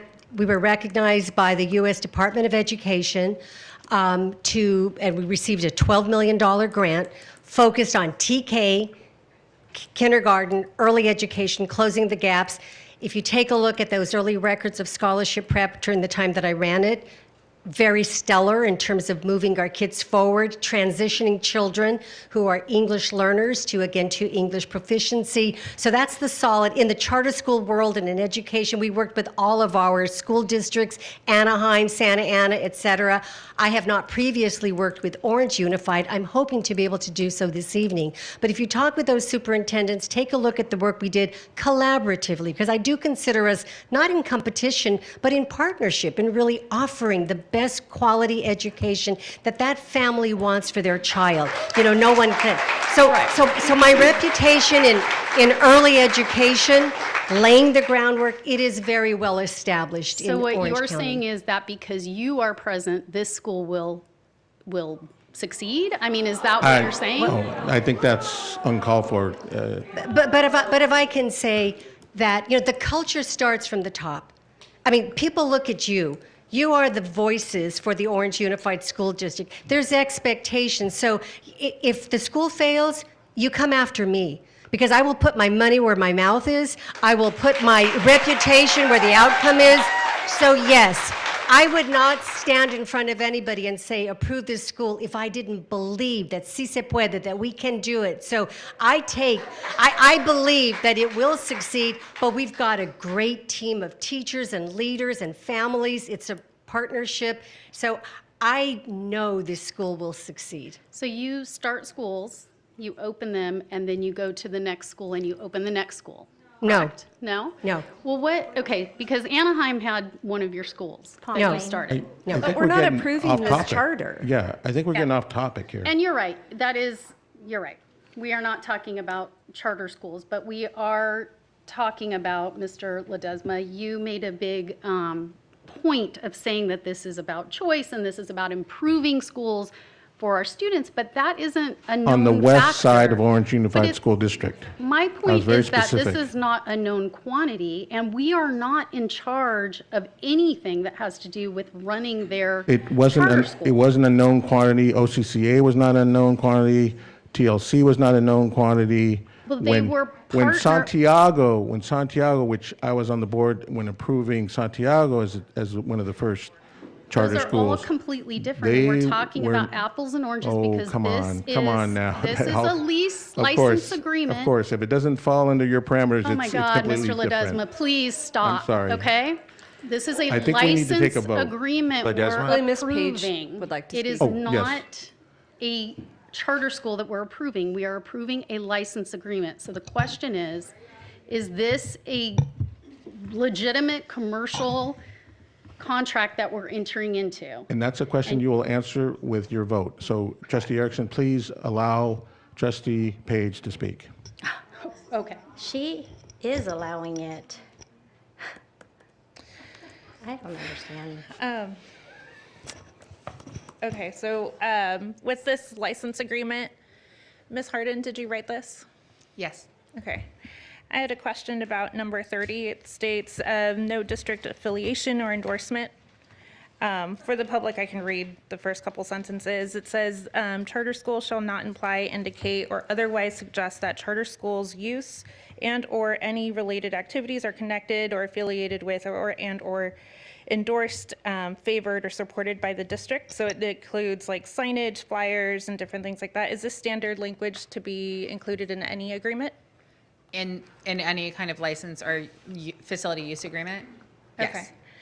So even though we've heard tonight that they're in collaboration with our district because they've developed a good relationship with them, that doesn't imply that they can put the district saying that the district approves of this charter and can, like in terms. No, they're prohibited by this term from doing that. This is purely a use of facilities agreement. Okay, so what were to happen if that were to happen? So like legally, what steps? They would be in breach of the contract, and we can terminate the contract at any time, or we could ask them to cure the breach. And that can Can happen you with any. clarify what could you kind of restate your question and your answer? Sure. For me. So similar to the rest of the agreement, if something were not to follow what's stated and signed in this agreement, then the district has the right to pull the contract. Okay, thank you. And I just want to be clear that we can do that whether or not they're in breach. Oh, This license So without agreement, cause. the district can terminate at any time. Okay, because I was reading through it and that one it was kind of vague, so thank you for the clarification. And then with the property layout and the cost, is that, you were saying that that's similar to TLC? So TLC has the same square footage as? It's the same per square foot rate as TLC. Oh, okay. The dollars are different because they have different size facilities. Okay, that was my main question. Thank you. Thank you, Trustee Page. Mr. Ortega. Mr. Ortega? Yes, thanks.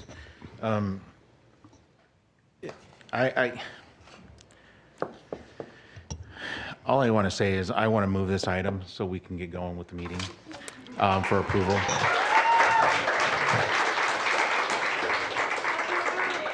So is that your motion to move it? My motion to approve the license agreement. I'm Is sorry. there- Yes, license agreement. Is there a second? Second, Trustee Minor. Any further discussion? Yes, I have some more questions, please. Okay. First of all, I'd like to address your, Mr. Ledesma's comments regarding the charter school.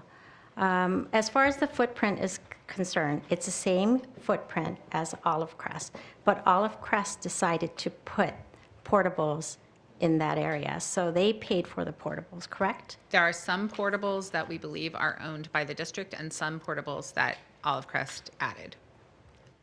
Okay.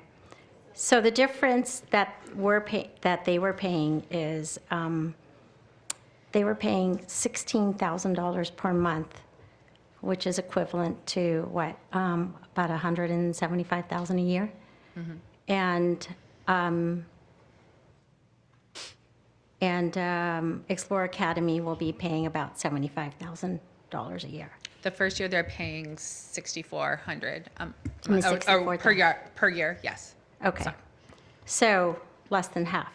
But let's be clear, it's different amount of property that Olive Crest occupied compared to Explorer Academy. Excuse me, this is my time to talk. I'm just trying to clarify things for you.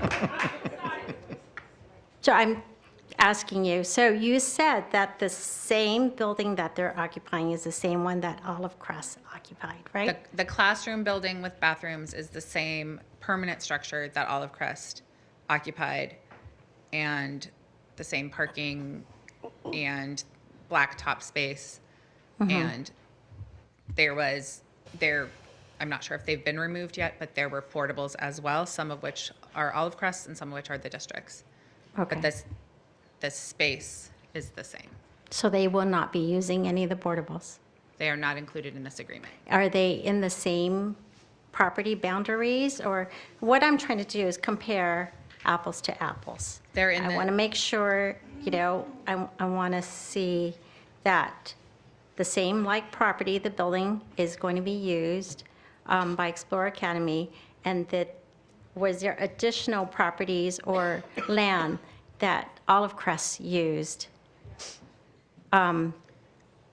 Or is it the same land with the portables? That's what I'm trying to get at. It is primarily the same land. There are portables that I believe are in the process of being removed, and I don't know where they will be in condition to I become can blacktop. speak to that a little bit.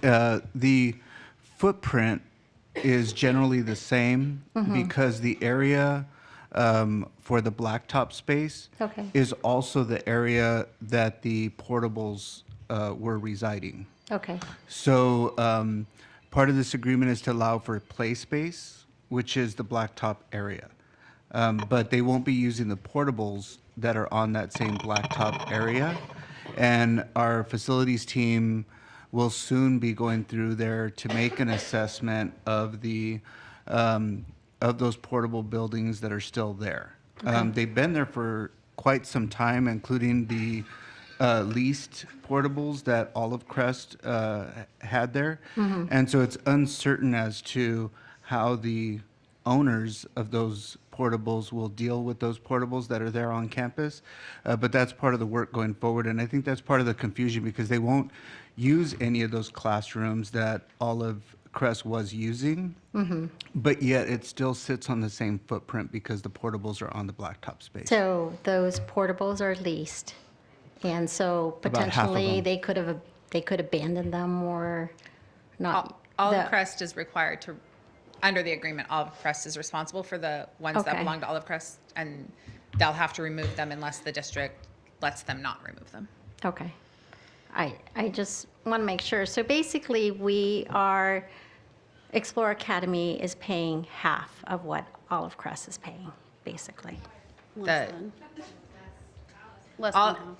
Less than Explorer half. is paying approximately $6,500 a month, Mhm. and the last agreement with Olive Crest was for $16,000 a month. Correct. So they're getting a substantial discount. It's not a discount. It's apples and oranges.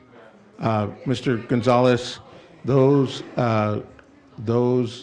portables that Olive Crest was using, that took some utility costs, right? And I'm sure that was folded into the rental agreement.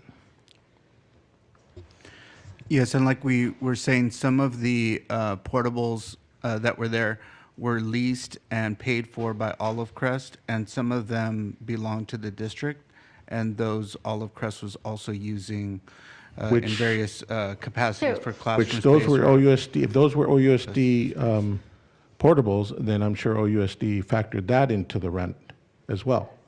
So you had utility costs and you had some cost of portables. Do they pay their own utility costs, or do we pay for their utility costs as part of the rent?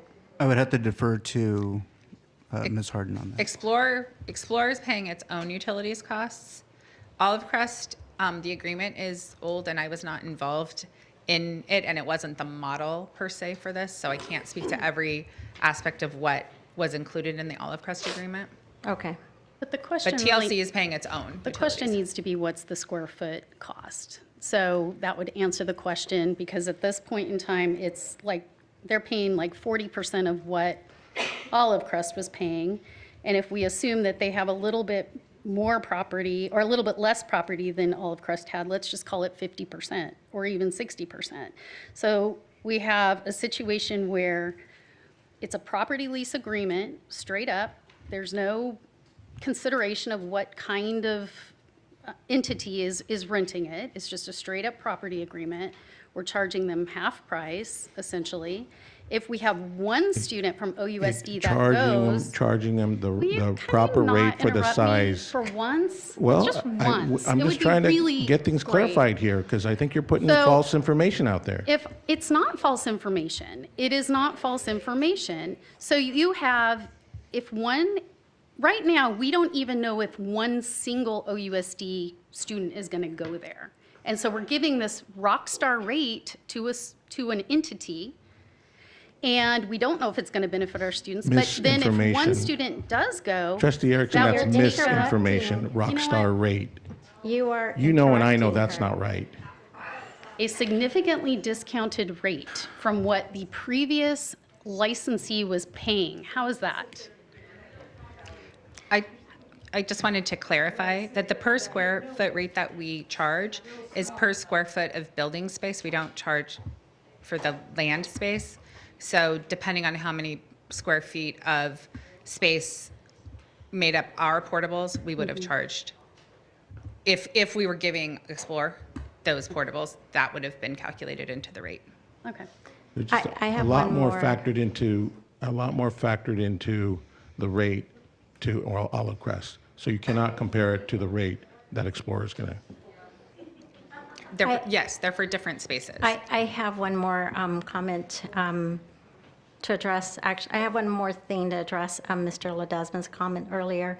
He mentioned about OUSD test scores are low in the west side of Orange. And I just want to say that, Mr. Ledesma, you were on the board for 22 years. You were part of the majority who did not elevate the test scores. What is your responsibility in this whole thing? I would like to find out why you didn't do more yourself to I help would like to Latina. vote Can we stick on to the what's item, an- please? what's item on the agenda. He I would like to. talked about the test scores Please originally. stick to the item. And the other thing I want Let's to have a say vote, is please. that you don't have children who attend OUSD schools. Your school, your I children attended OUSD. attend You're private way schools. off Yamasaki, neither topic. do Fine, you. talk about And- not on the agenda. I don't, all three of my You're kids way attended. off topic. This Okay, is a license the- agreement. The other thing I want to say is that there was recently new legislation that passed about conflict of interest. And it's actually in our board Listen, now policy you're- that we're going to approve. This Now is you're a off license topic. You're agreement. Totally No. off topic. No. No, In this, no, please, we need to no, call for the in question. this Call board for the question. policy. I'm going to call for the question. You are trying to shut I me down will- again. I will- Again. I will second that. I will second that. There is a conflict I will of second that. interest that Okay, exists. so now- We have a call for the question and a second, so that means that there's no more discussion. So we will vote on call for the question. If that passes, then we'll go straight to vote on the Charter Academy. Okay, Explorer I'd like Academy? Explorer Academy, excuse me. Ms. Karen, can we have a roll call for the question? So to be clear, we are voting yes or no on whether or not we're going to vote. Right.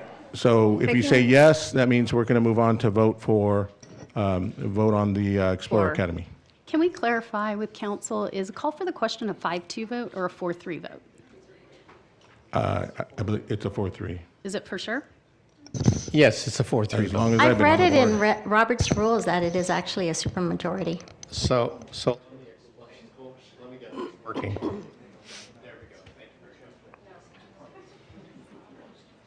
Thank you very much. I was trying to save time, I apologize. So Robert's Rules never trumps the education code when it comes to voting. So this is a straight majority vote. Can you tell me where it is in our board policies? It's in the education code and case law interpreting issues about Robert's Rules compared to the education code. Okay, Okay. there's a motion, a Roll second. call. Roll call. Ms. Minor, Yes. Ms. Rumsey, Yes. Mr. Ortega, Yes. Mr. Ledesma, Yes. Mrs. Page, No. Ms. Erickson, No. Ms. Yamasaki. No. Motion passes. Now we vote on Explorer Academy licensing agreement. Is there a motion and a second for that? Yes, there was already a motion. I and a second. moved it, Ms. Minor seconded. Yeah. So, Karen, can we have another roll call vote, please? Ms. Minor, Yes. Ms. Rumsey, Yes. Mr. Ortega, Yes. Mr. Ledesma, Yes. Ms. Page, No. Ms. Erickson, No. Ms. Yamasaki. No. Motion passes 4-3.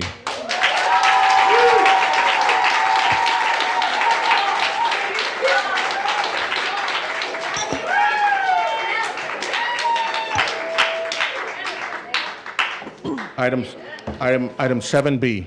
All right, we have one comment for item 7B, and that would be Cecilia Iglesias. Okay. Okay, so no comment. Pass on that, okay. Mr. Gonzalez, anything else? No? No. Mr. Gonzalez? Thank you. Ms. Green will be presenting on this item.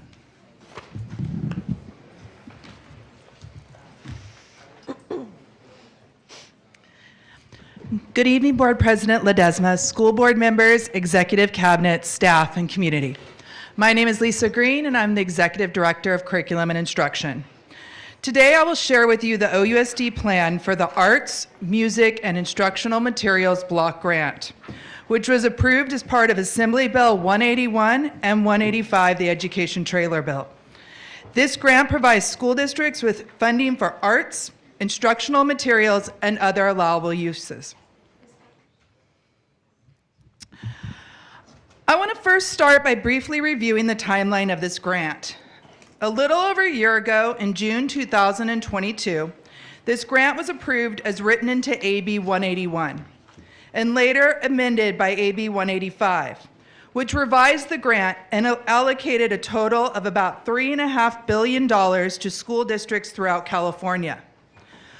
OUSD was at this time allocated $14,779,669.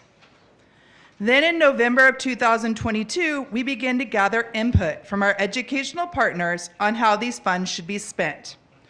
We surveyed and held in-person input sessions for staff, parents, and students, including presenting at various community advisory committee meetings. We started to craft a plan based on the input that we had received. But when the governor's May budget revision came out, we saw that he was proposing to cut this grant by about 50%. This made us pause for a moment to start reprioritizing our expenditure proposal in case these cuts were made. But then in June, a budget was signed by the governor that only cut about 5% of the funds that were to be directed at this grant. We do not have our exact final allotment of funds yet, but we are estimating that it will be a total of around $13,958,576. So today we are presenting our educational partner-informed proposed plan for the Arts, Music, and Instructional Materials Block Grant for your review and approval. We will be asking tonight for the board approval of this plan. The funds in this grant must be spent according to this board-approved plan by June of 2026. The Assembly Bill encourages, but does not require, districts to use resources received for 5 different purposes proportionally, which includes art and music education programs, which was the original intent of the grant. The areas include use of funds for standards-aligned professional development and instructional materials, as well as those aligned to best practices. Another area funds can be used is to purchase book collections to promote student-independent reading, including leveled text. These funds can also be spent on operational costs and COVID-19 pandemic supplies. Now, let's take some time to look at the input that we received from our educational partners. We gathered input from staff, parents, and students. We surveyed our certificated staff, and we ended up with 241 staff who participated in the survey. We asked them which area or areas they would like to see the funding allocated to, and also specific ideas for use of the funding. As you can see, the biggest priority noted by staff for use of the funds was arts and music education, with 55.4% saying that this was their first priority. Then this is followed by smaller percentages for operational costs at 13.8%, standards-aligned PD and materials for 9.2%, developing book collections at 8.8%, and PD and materials for school climate at 5%. Then there is other uses at 6.7%. We had 1,894 parents participate in our survey for parents. We also received input from advisory committees such as the District Advisory Council and the District English Language Advisory Council. The number one priority for parents was expansion of visual and performing arts education, which we call VAPA, at 52.6%. And then VAPA instructional materials at 24.8%. Then there is also instructional materials to enhance courses at 9.3%, enhancing book collections at 3.1%, positive behavior and interventions professional development at 6.8%, and then 3.4% was other. Can I ask you a question? Yes. Book collections, can you explain that? The main purpose of the book collections is to expand school and classroom library collections so that students have more choice in independent reading, and really at leveled readers so that they can read at their level. Thank you.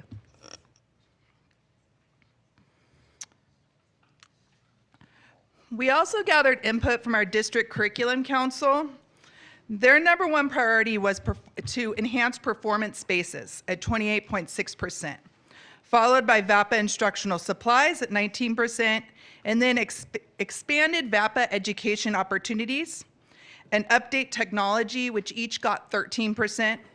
Update facilities got 9.5%, and subject-specific PD at 4.8%.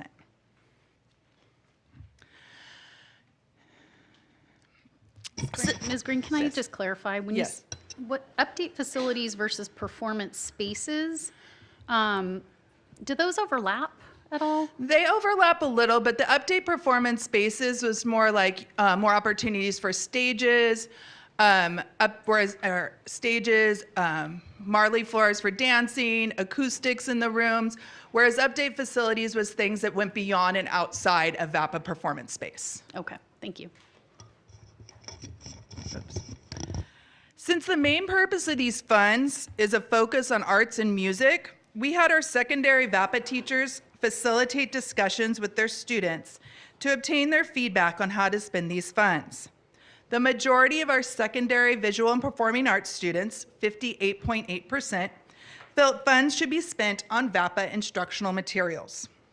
And instructional materials, when we're talking about that, that includes like instruments, art supplies, all of those different kinds of things. 23.5% wanted an expansion of VAPA education opportunities, and 17.6% wanted instructional materials to enhance courses K-12. So therefore, looking at all the feedback received from our educational partners, our top priority for utilizing these arts, music, and instructional material grant funds is arts and music education. This includes expansion of VAPA education, VAPA instructional materials, and performance spaces, enhancing them. Other requested uses of grant funding include standards-aligned PDM materials, school climate PDM materials, book collections, operational costs, and technology. So after we went through and reviewed all that, then we've now developed a plan, an expenditure plan for our arts, music, and instructional material grant, and we abbreviate that AMIM. And it's based on the feedback, again, of our educational partners. First, we propose allocating some funding directly to school sites to support site-specific visual and performing arts education opportunities. Next, we propose district-directed funds to support arts education, including expansion of VAPA educational opportunities for students, visual and performing arts instructional materials, enhancement of VAPA performance spaces, instrument refurbishment. We wanted to call this one out separate of VAPA instructional materials because it was a big call from our school sites and from our parents. Technology for VAPA instruction. So what that might look like is we do have some digital arts programs where they're using more high-powered iPads than what a regular iPad can utilize in order to have digital arts instruction. Increased VAPA performance opportunities, so we're talking about showcases, honors performances, or other performances to help support those that parents and communities can attend. Family engagement opportunities in the arts. New and updated arts curriculum. And also supporting the vertical articulation, which is something we started last school year with our VAPA teachers, really making sure that we have that flow of VAPA educational opportunities from elementary into middle and into high school so that they're aligned and best support our students being successful in VAPA.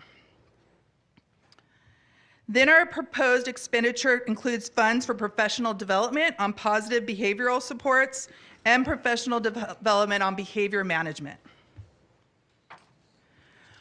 We are also proposing expenditures for standards-aligned professional development and materials.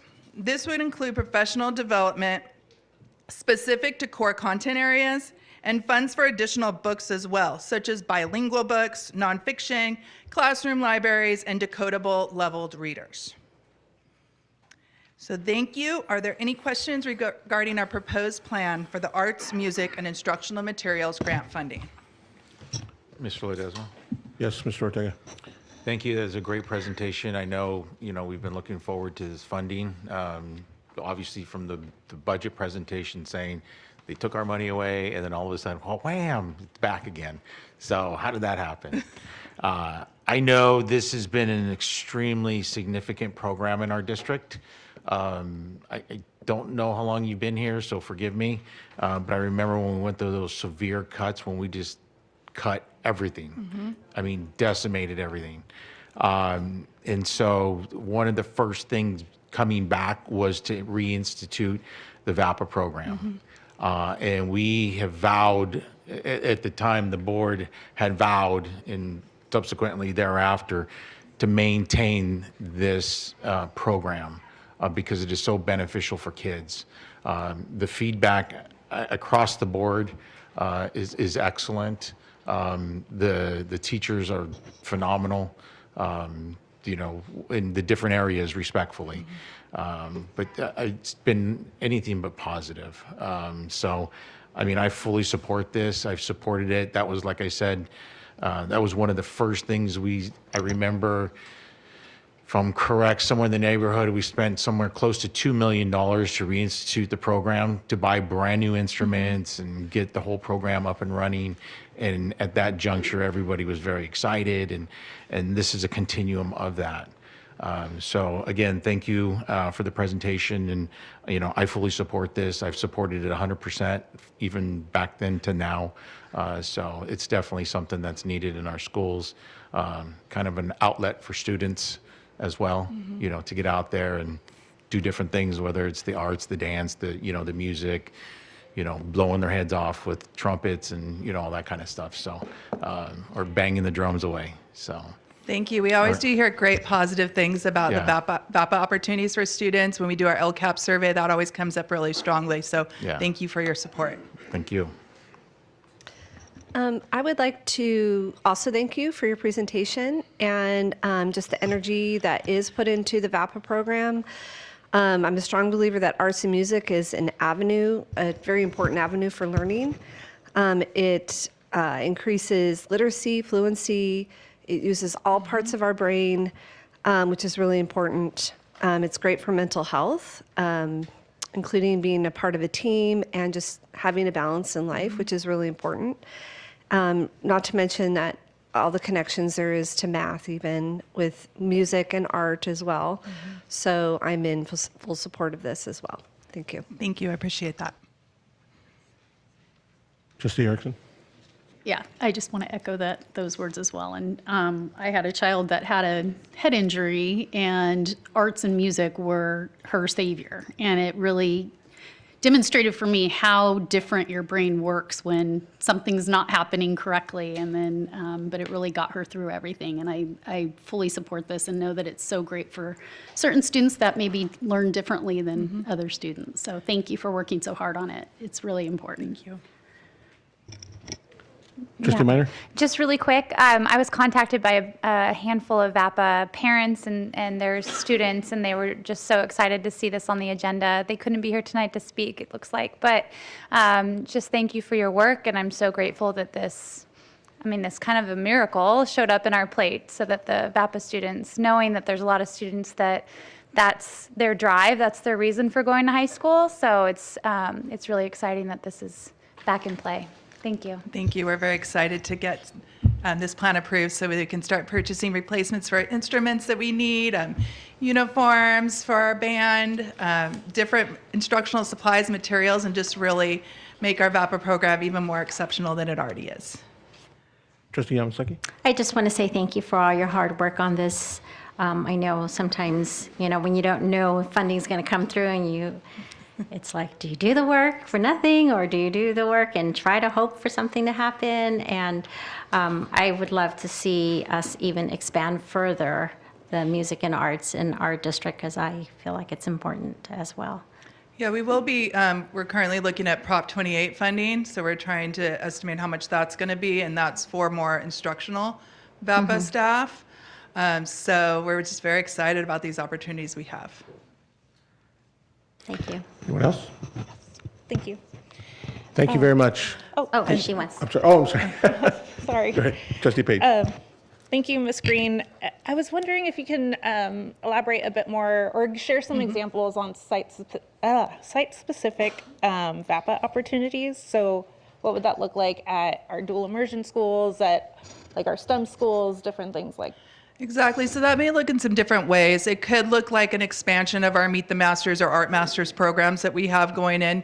Currently, the district pays for a certain limited number for grades K through 4, and then sometimes our schools want to expand on that. It could look at purchasing additional recorders or something like that for our school sites, arts materials for our school sites. At the secondary level, it's going to get really specific to what their pathway need is. Some of our schools are really in need of new instruments. Maybe some of our schools are talking about kilns, for ceramics, and they're talking about they would like to see if we can do something with the acoustics in some of the rooms. And like I said, with the dance floors, doing certain things like that. I know we put in one at Yorba a few years back, and it's just so beneficial to the dance. So it's different things like that maybe district-wide isn't a need, but it's something that really goes above and beyond what we as a district would put our funds directed at. It's something that's really specific for that school site. So it's, talking with the community at that school site, with the parents at that school site, and seeing what their ideas specifically are and really building a plan for use of those funds for themselves. So for the high schools, what we were looking at would be like about $50,000 a year for them to use on these things that are really for them. And then it goes down a little bit lower in the middle schools and in the elementary. But then beyond that, the schools, if they need more than that for something specific and it aligns with what our plan is, then they would just contact us, because we really want to make sure each school has its own needs, but we want to really make it strong and we want to make it consistently a successful program throughout the district. Okay, thank you. And then with Art Masters currently, the district pays half of it and then the PTA pays the other half. We pay for 3 artists a year for grades TK4, and then if the school site wants to do 5th and 6th grade Art Masters or Meet the Masters, and if they want to expand on the number of artists or the materials, then that's where the PTA usually comes in. Oh, okay, so this could potentially mean that with this fund, we can expand that program. Exactly. And then increasing VAPA performance opportunities, does that mean we can build partnerships with neighboring theaters? So for example, if they wanted to do a bigger performance or have a larger audience, they can partner with Chapman or... Exactly. So one of the things I heard, Santiago Charter School was so kind and to let us have our VAPA honors performances there this year. But if you were there, it was a tight fit. So we really wanted to try to have alternate performance spaces where we could expand and have more of our community and more of our families be able to attend in a comfortable setting that really showed off the talent of our students. Perfect. And then what does family engagement opportunities look like?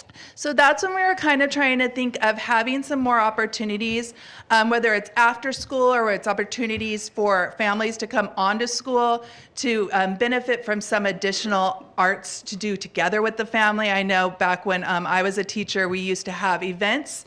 And the events went beyond literacy events. So sometimes we would have events where the families would come actually into the classroom and we'd do some kind of art activity together, or we would do it after school, like kind of an engagement night, family engagement night. So adding some additional things like that, I think would be really beneficial for our families.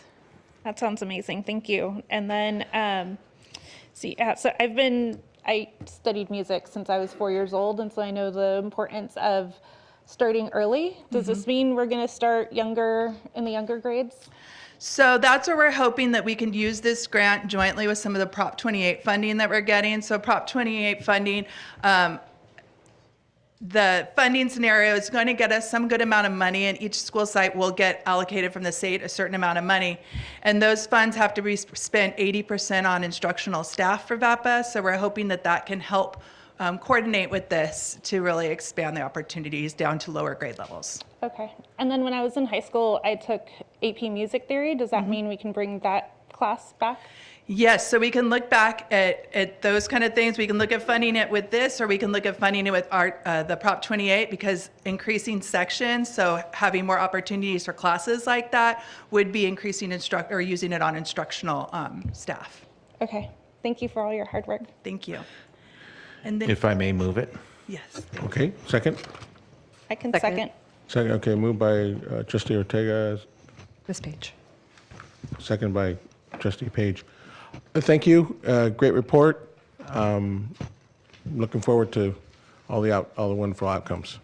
Thank you for approving it. Thank you. We Okay, haven't voted. We need to vote. no, I haven't voted yet, but, Thank you. Thank you for moving it. okay, all those in favor? Aye. Aye. All those opposed? Motion passes 7-0.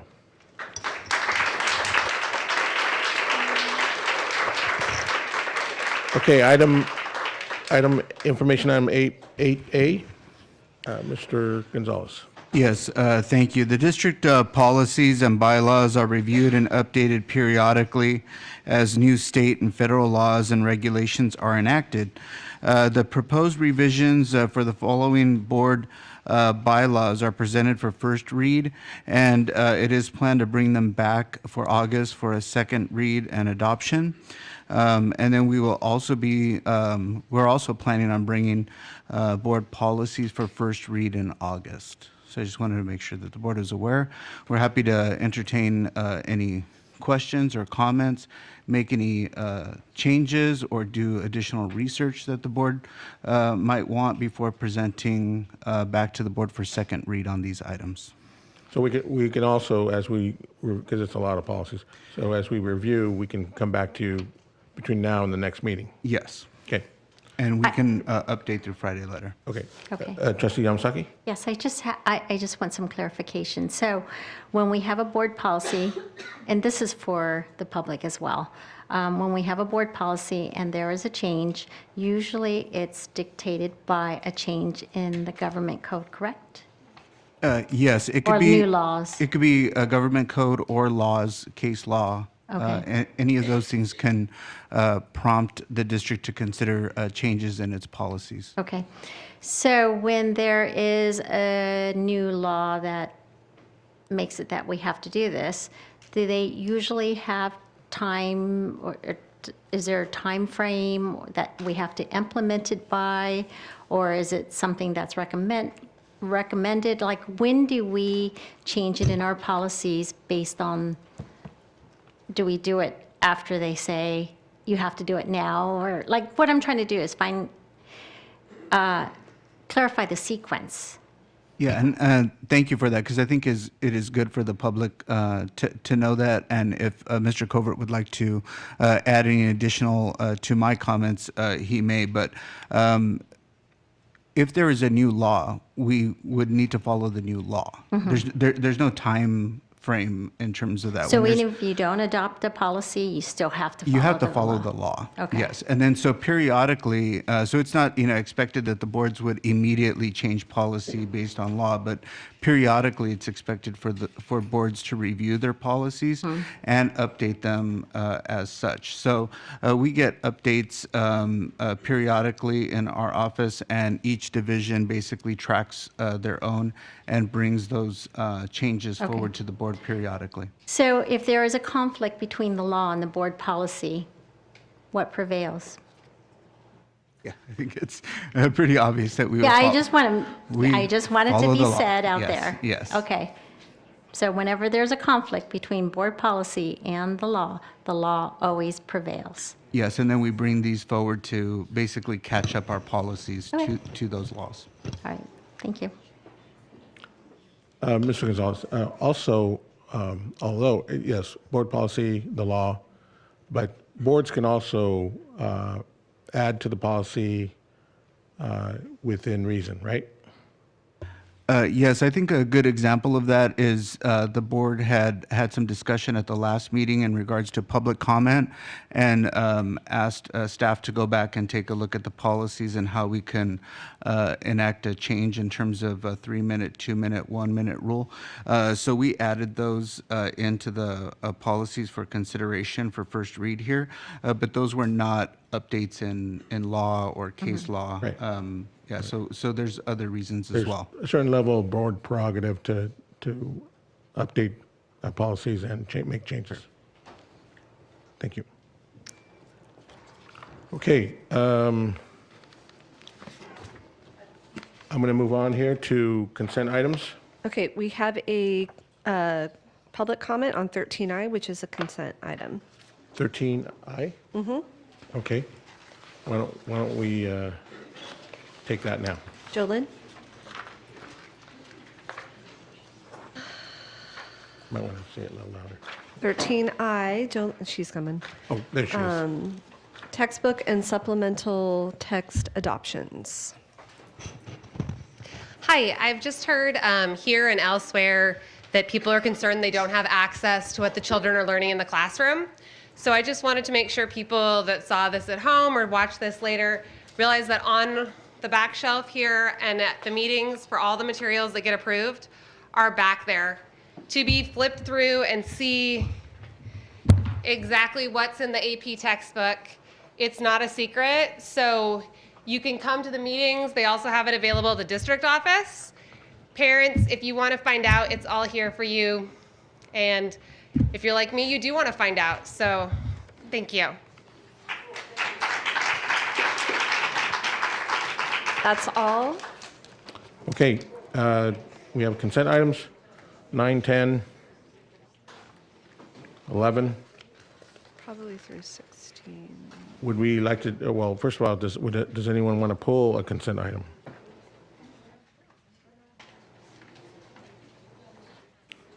Consent items are acted upon by one motion. However, any such item can be considered separately at a board member's request and will be acted upon following approval of the consent items. Just 13B. 13, It'll be really quick. 13D? B is in Bravo. Okay. 13B. Any other ones? Otherwise, I'd like to have a motion for approval of all consent items, I'll move the rest. excluding 13B. I'll move Second. all but 13B. I'll second. Okay, motion by trustee Erickson, second by trustee Page. Any further discussion? All those in favor? Aye. Aye. All those opposed? Motion passes 7-0. Now we're moving on to 13B. Yeah, really quick, I just want to bring this up. This is an item that I did pull last time, and so I'm pulling it again, and just for explanation, is that I wanted to make sure that based on who this company is and what they have on their website and things of that nature, I did double check with staff, and I did speak to Mr. Gonzalez and Mr. Abercrombie about this.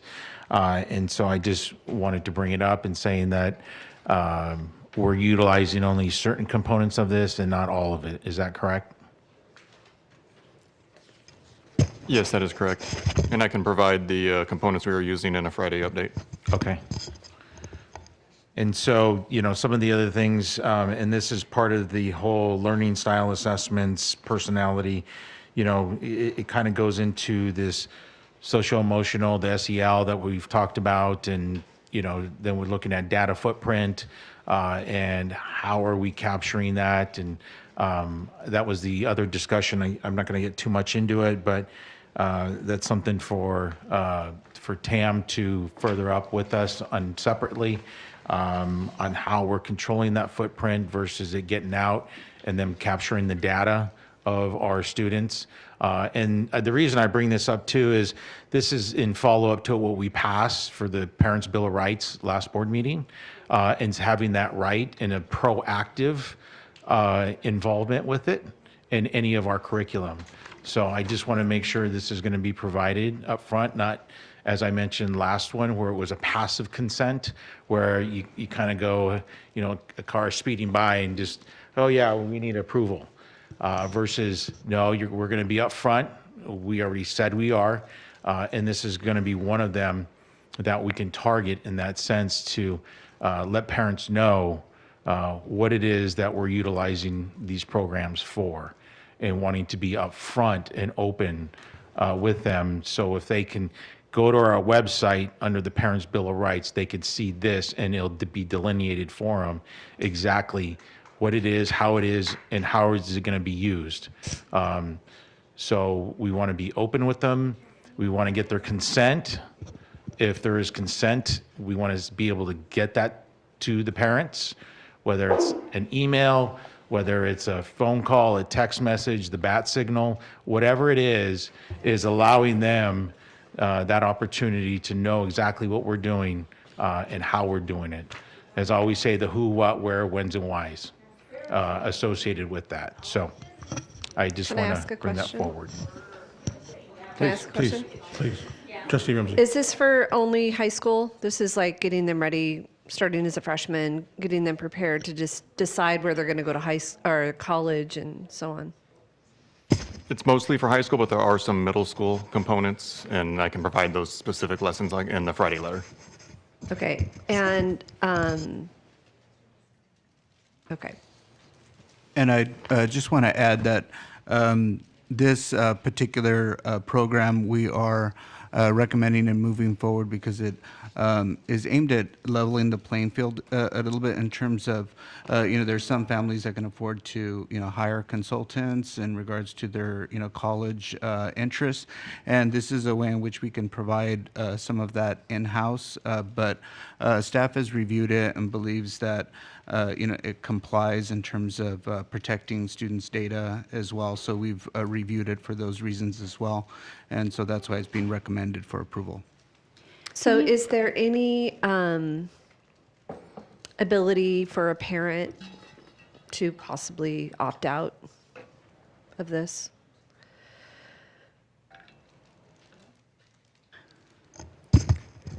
There could be a possibility. We'd have to look into that and see the most effective way to navigate that and inform everybody and work with the counseling teams that utilize this. So when you enroll in Orange High or Villa Park, it's kind of an automatic enrollment. They're part of a system. They're going to help them navigate the best way to the college that they want to go to, correct? Okay. Is this program's used pretty widely all over, right? Private schools, public schools, you name it. How long have we utilized it? It's been a while. I know it's been around for. I think maybe 3 or 4 years, Lisa, you? About 5 years, yeah. So I just want to highlight one thing that we get in our Friday packets, and one of them was our progress on the Orange Unified Edge. And the survey, it was a survey with a 98% participation rate among graduating seniors from our high schools. And I'll just read it. A remarkable 90% of our students expressed their plans to pursue higher education, representing a pretty substantial increase from the year before. And yay. And 40% of them were attending a 4-year university, 50% a 2-year university. Speaking a bit to the equity issue that you sort of alluded to right there, 10% were planning to work full-time, enlist in the military, or take a gap year. So it also did a survey of what some of the favorite classes are and things. So I think that this is a really good addition and supplement and tool for our students to use to be able to achieve those things. And we should be really proud of those statistics, I think. So good job, everybody. Can I add one more comment? This was on the agenda, I think, in May or June when our student board members were still here, and they had a comment on it. They just wanted to say that they absolutely love this program because, like the personality test, that they had no idea what they wanted to do or what they wanted to major in when they went to college. And Even though at first they wanted to take a different career path, they ended up falling back with whatever the results were from Zello. So that's something that they had wanted to share with the rest of us. Good. Trustee Yamasaki? Yeah, I just want to mention that this is a replacement for Naviance, correct? Because back 5 years ago, we were using Naviance instead of Zello. We've had a that similar correct? tool by other names over the last, umpteen years. Yeah. Okay. I just want to say I talked to some parents who are using this, and they said that it's great. A lot of our kids don't have the ability to hire a college counselor, like you said, and this will help our kids to develop their pathways and what their strengths are, and then it helps them to choose colleges based on what their strengths are or whatever their interests are, correct? Yes, that's correct. Okay, thank you. I'll move Okay, it. okay, moved by Trustee Ortega. I'll second. Second by Trustee Rumsey. No further discussion? Okay, all those in favor? Aye. All those opposed? Motion passes 7-0. We just went through pulled items for action. Public comment. We have 20 non-agenda comments, so that puts us at 1 minute to keep us at 20 minutes. That puts us at 1 minute per comment. First one is Jo Lynn. Okay, Lori Kaler.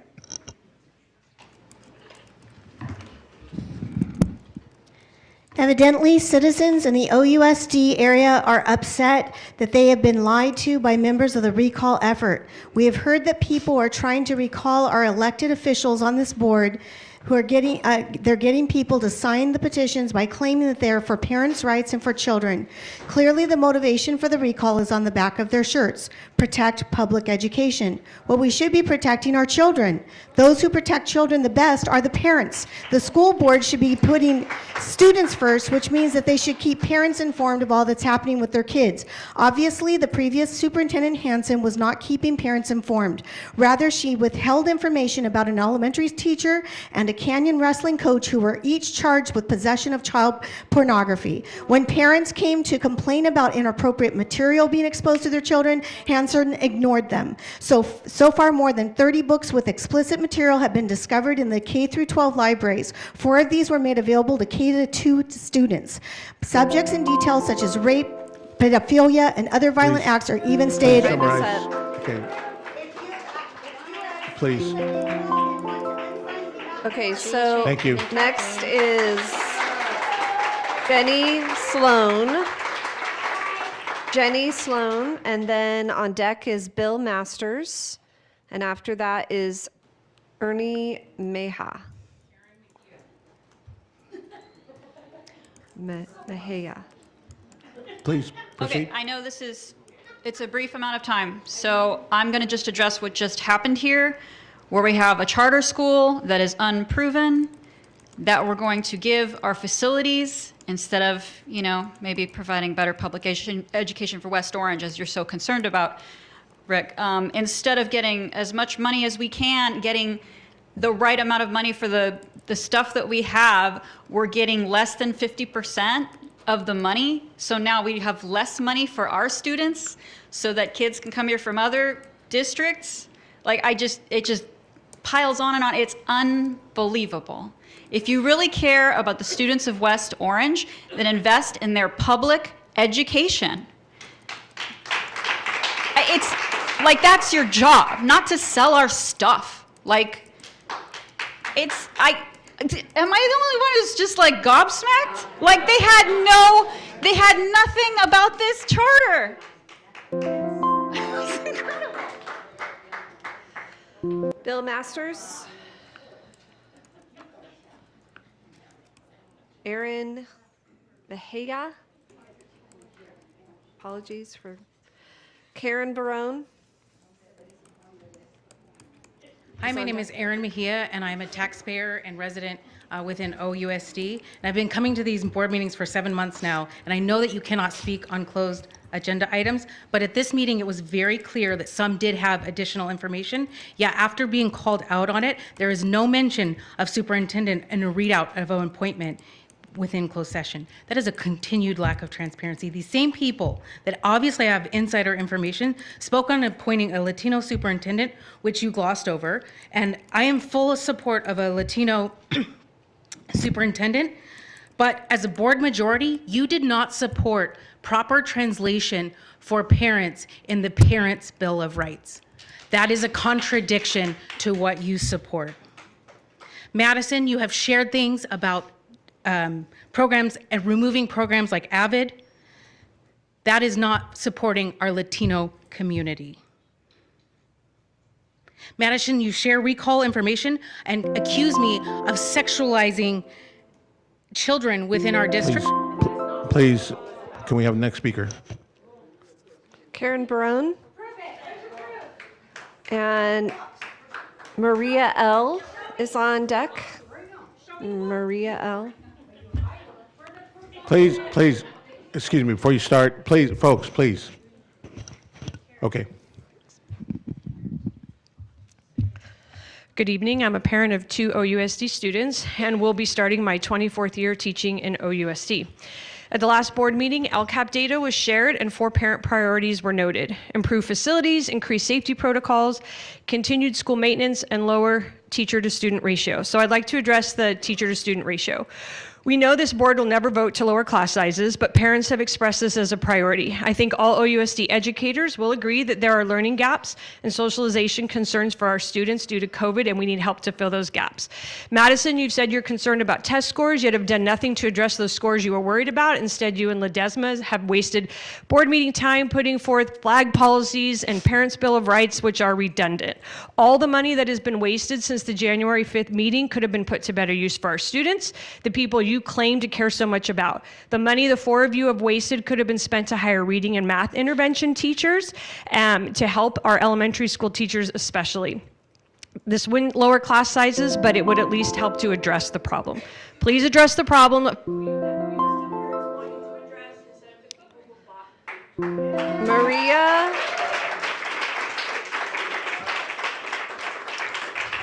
Maria L. And then on deck is Joette.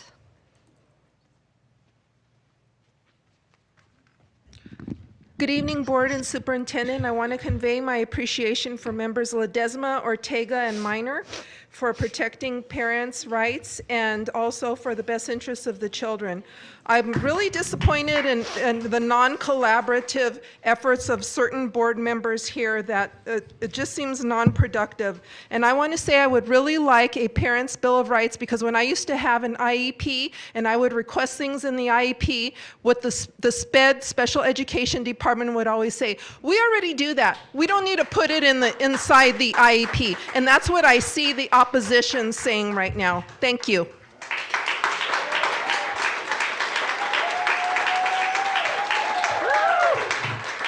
On deck is Sonia. Okay, in the beginning, I would like to say thank you, Rick Ledesma. Thank you, John Ortega. Thank you, Madison Minor. Thank you, Angie Ramsey. Thank you for all you do. We really appreciate you. The fact that you put up with this crap, I can't believe it. Anyway, I really thought it was revealing. Chris Erickson said, oh, we're losing enrollment and the funding that goes along with that enrollment. That tells exactly where you stand, Chris, and you're not hiding it from anybody. And Rick, you said it depends on the success of the student. Those words will go down in history because that's exactly what it depends on. It's our students. We don't care about the teachers' union, those little orange-shirted fiends over there. We care about the kids, not the teachers' union. We are the parents. We care about the kids. It's the kids that matter.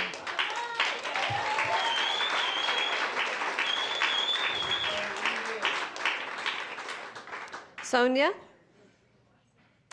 Mary? Tanya? These are all just no last names. Okay, somebody's coming up here. Lamb. Is on deck. Okay. What's your name? Tanya. Okay. So on deck is Lam, I believe, Lamb, or Michelle Loveland. Please. If there's any parents with kids in the room, please leave. Then he pushes up the tulle and satin of your skirt, rustling like wrapping paper coming undone. Yeah, you guys don't want to hear it, but it's in our kids' libraries. And his hands reach Please. Canyon. Please. Canyon High School reaches and finds the lace panties you brought just especially for this occasion, and slowly, slowly he pulls them down your thighs. Between your thighs, he smiles and you see his face in the moonbeam. And what you're seeing, you don't know what to make of the redness on his chin. You are slick with blood, and so the tampon slips in easily. This is the garbage that is in our schools. This is the garbage. Red Hood by Elena Arnold, and it is one of several that is in our schools. What academic value does this hold? How does this teach our children to be moral, good people, upstanding citizens? What? Give me a good reason.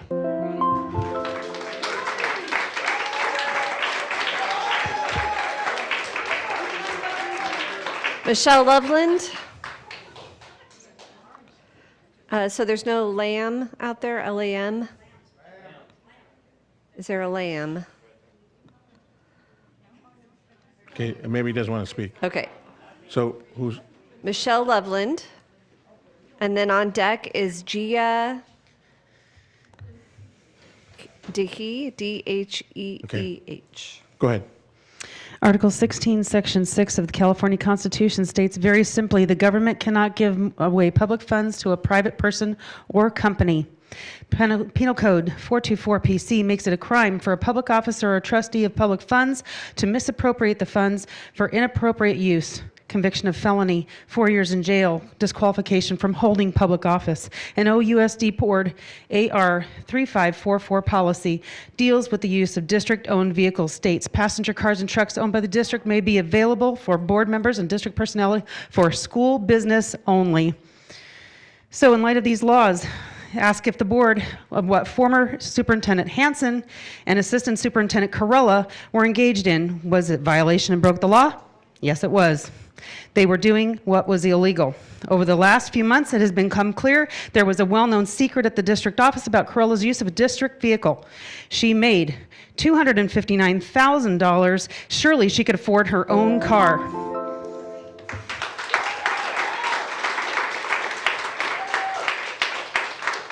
On deck is Jessie S. Hi, thank you. Most of the families in this nation and in this county cherish their families and want to protect their children. They enroll their children in schools to be educated. Things have changed. Previously, differences of opinions were debated and dialogue was encouraged. Now the education system has developed into an administrative bully. Bullying in the playground is not tolerated, but the teachers' union has become the strong arm of the education monolith. Any difference in opinion is punishable by bullying and/or worse. The children do not belong to the teachers' union or to the educational district. Teach and educate. Do not indoctrinate. Conservative values have historically been American values. If we don't protect these children from harmful policies, perverse curriculum and books, and influencing their minds to accept the progressive ideologies, then destruction of our future is at the threshold of this nation. Save the families and the children. Vote no to the recall.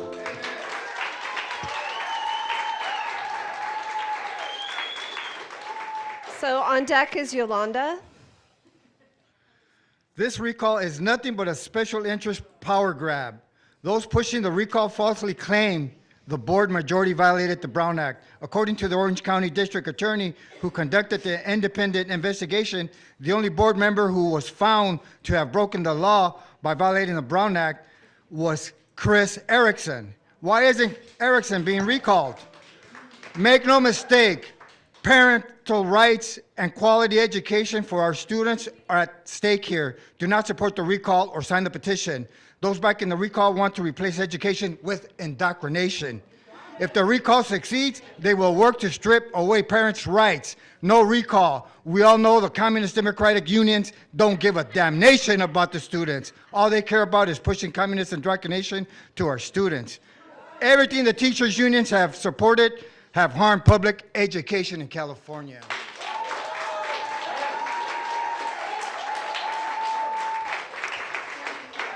On deck is Lee Tuesnot.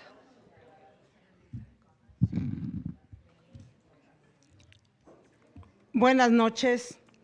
A nombre de Dios quiero hablar esta noche a todos, cada uno de ustedes, para expresar mi agradecimiento por los miembros de la Junta que protegen los derechos de los padres y trabajan para mantener la inocencia de los estudiantes.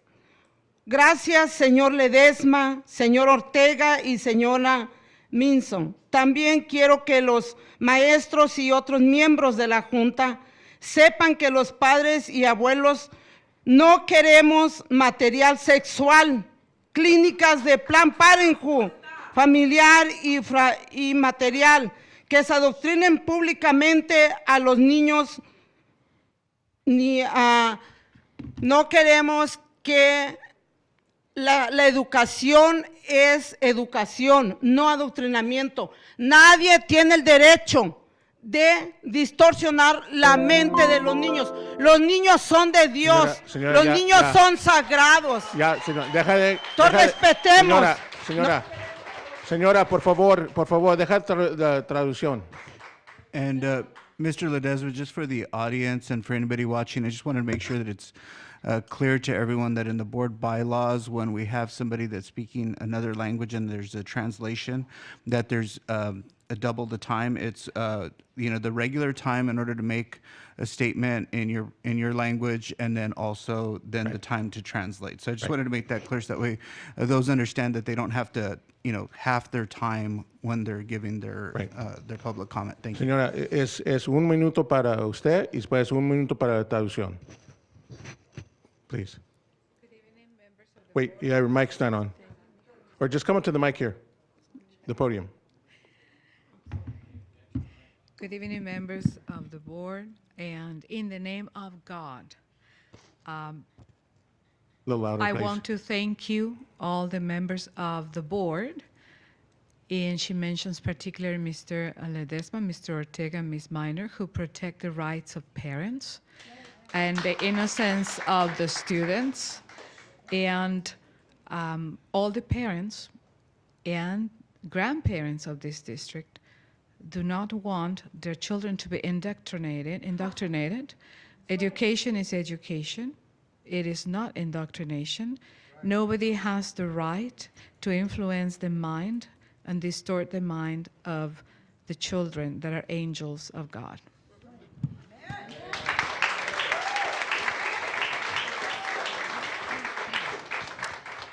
Lee Tuesnot, and then it is Ya Esther. se puede sentar, señora. Gracias. And then it's Esther.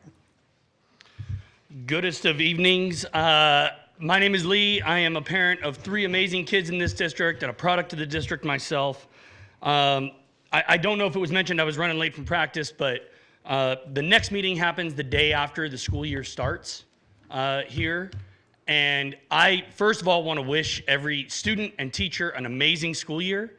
And I would also like to encourage this board to stop aiding in the villainization of the teachers. I've heard them called Nazis in this room tonight. Perverts, Nazis, indoctrinated, evil, all kinds of things. And my kids have only ever experienced amazing. Please, excuse me. Please, let's focus on the speaker. Please. My kids have only ever experienced amazing teachers who care deeply about their well-being. They communicate well with us. They're good people. I'm not saying there can't be bad people in every kind of walk of life, but stop the general villainization of these good people. Thank you.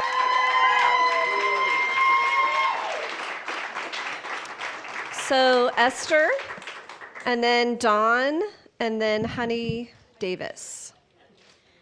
Okay, I would like to say that I am for Ledesma, Ortega, and Minor, and that I am against a recall of these people and against indoctrination. I'm also pro-student and pro-parent. And so I've seen a lot of damage that the teachers' unions have done, and them being given $500,000 to promote their cause, and then up against the parents and the students. Let's think about follow the money trail.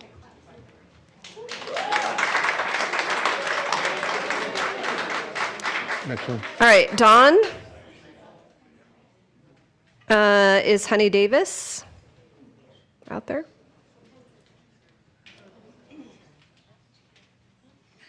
Hi, I wanted to speak upon the recall.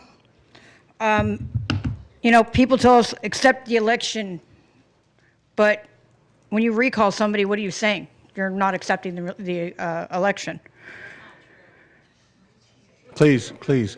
And you expect us to accept things, so your hypocrisy is on full display for everybody to see. This is so very Marxist of our teachers, proving that what I've claimed for years, that the communist Marxists have infiltrated our schools and seek to turn our children against us. This is exactly why parents have lost faith in government and anything run by the government. I'm sure you're aware of the U.S. Department of Education toolkit that's funded by our tax dollars that encourages sexualization and disillusionment of our children. No, this is not a conspiracy theory. This recall attempt lends to the credibility of the claims. I'd like to ask all of those of you wearing the orange shirts, who are you protecting? Please. Educate. Thank you. That it? Okay, item 18, other business, board, staff, conference. No one else? Okay.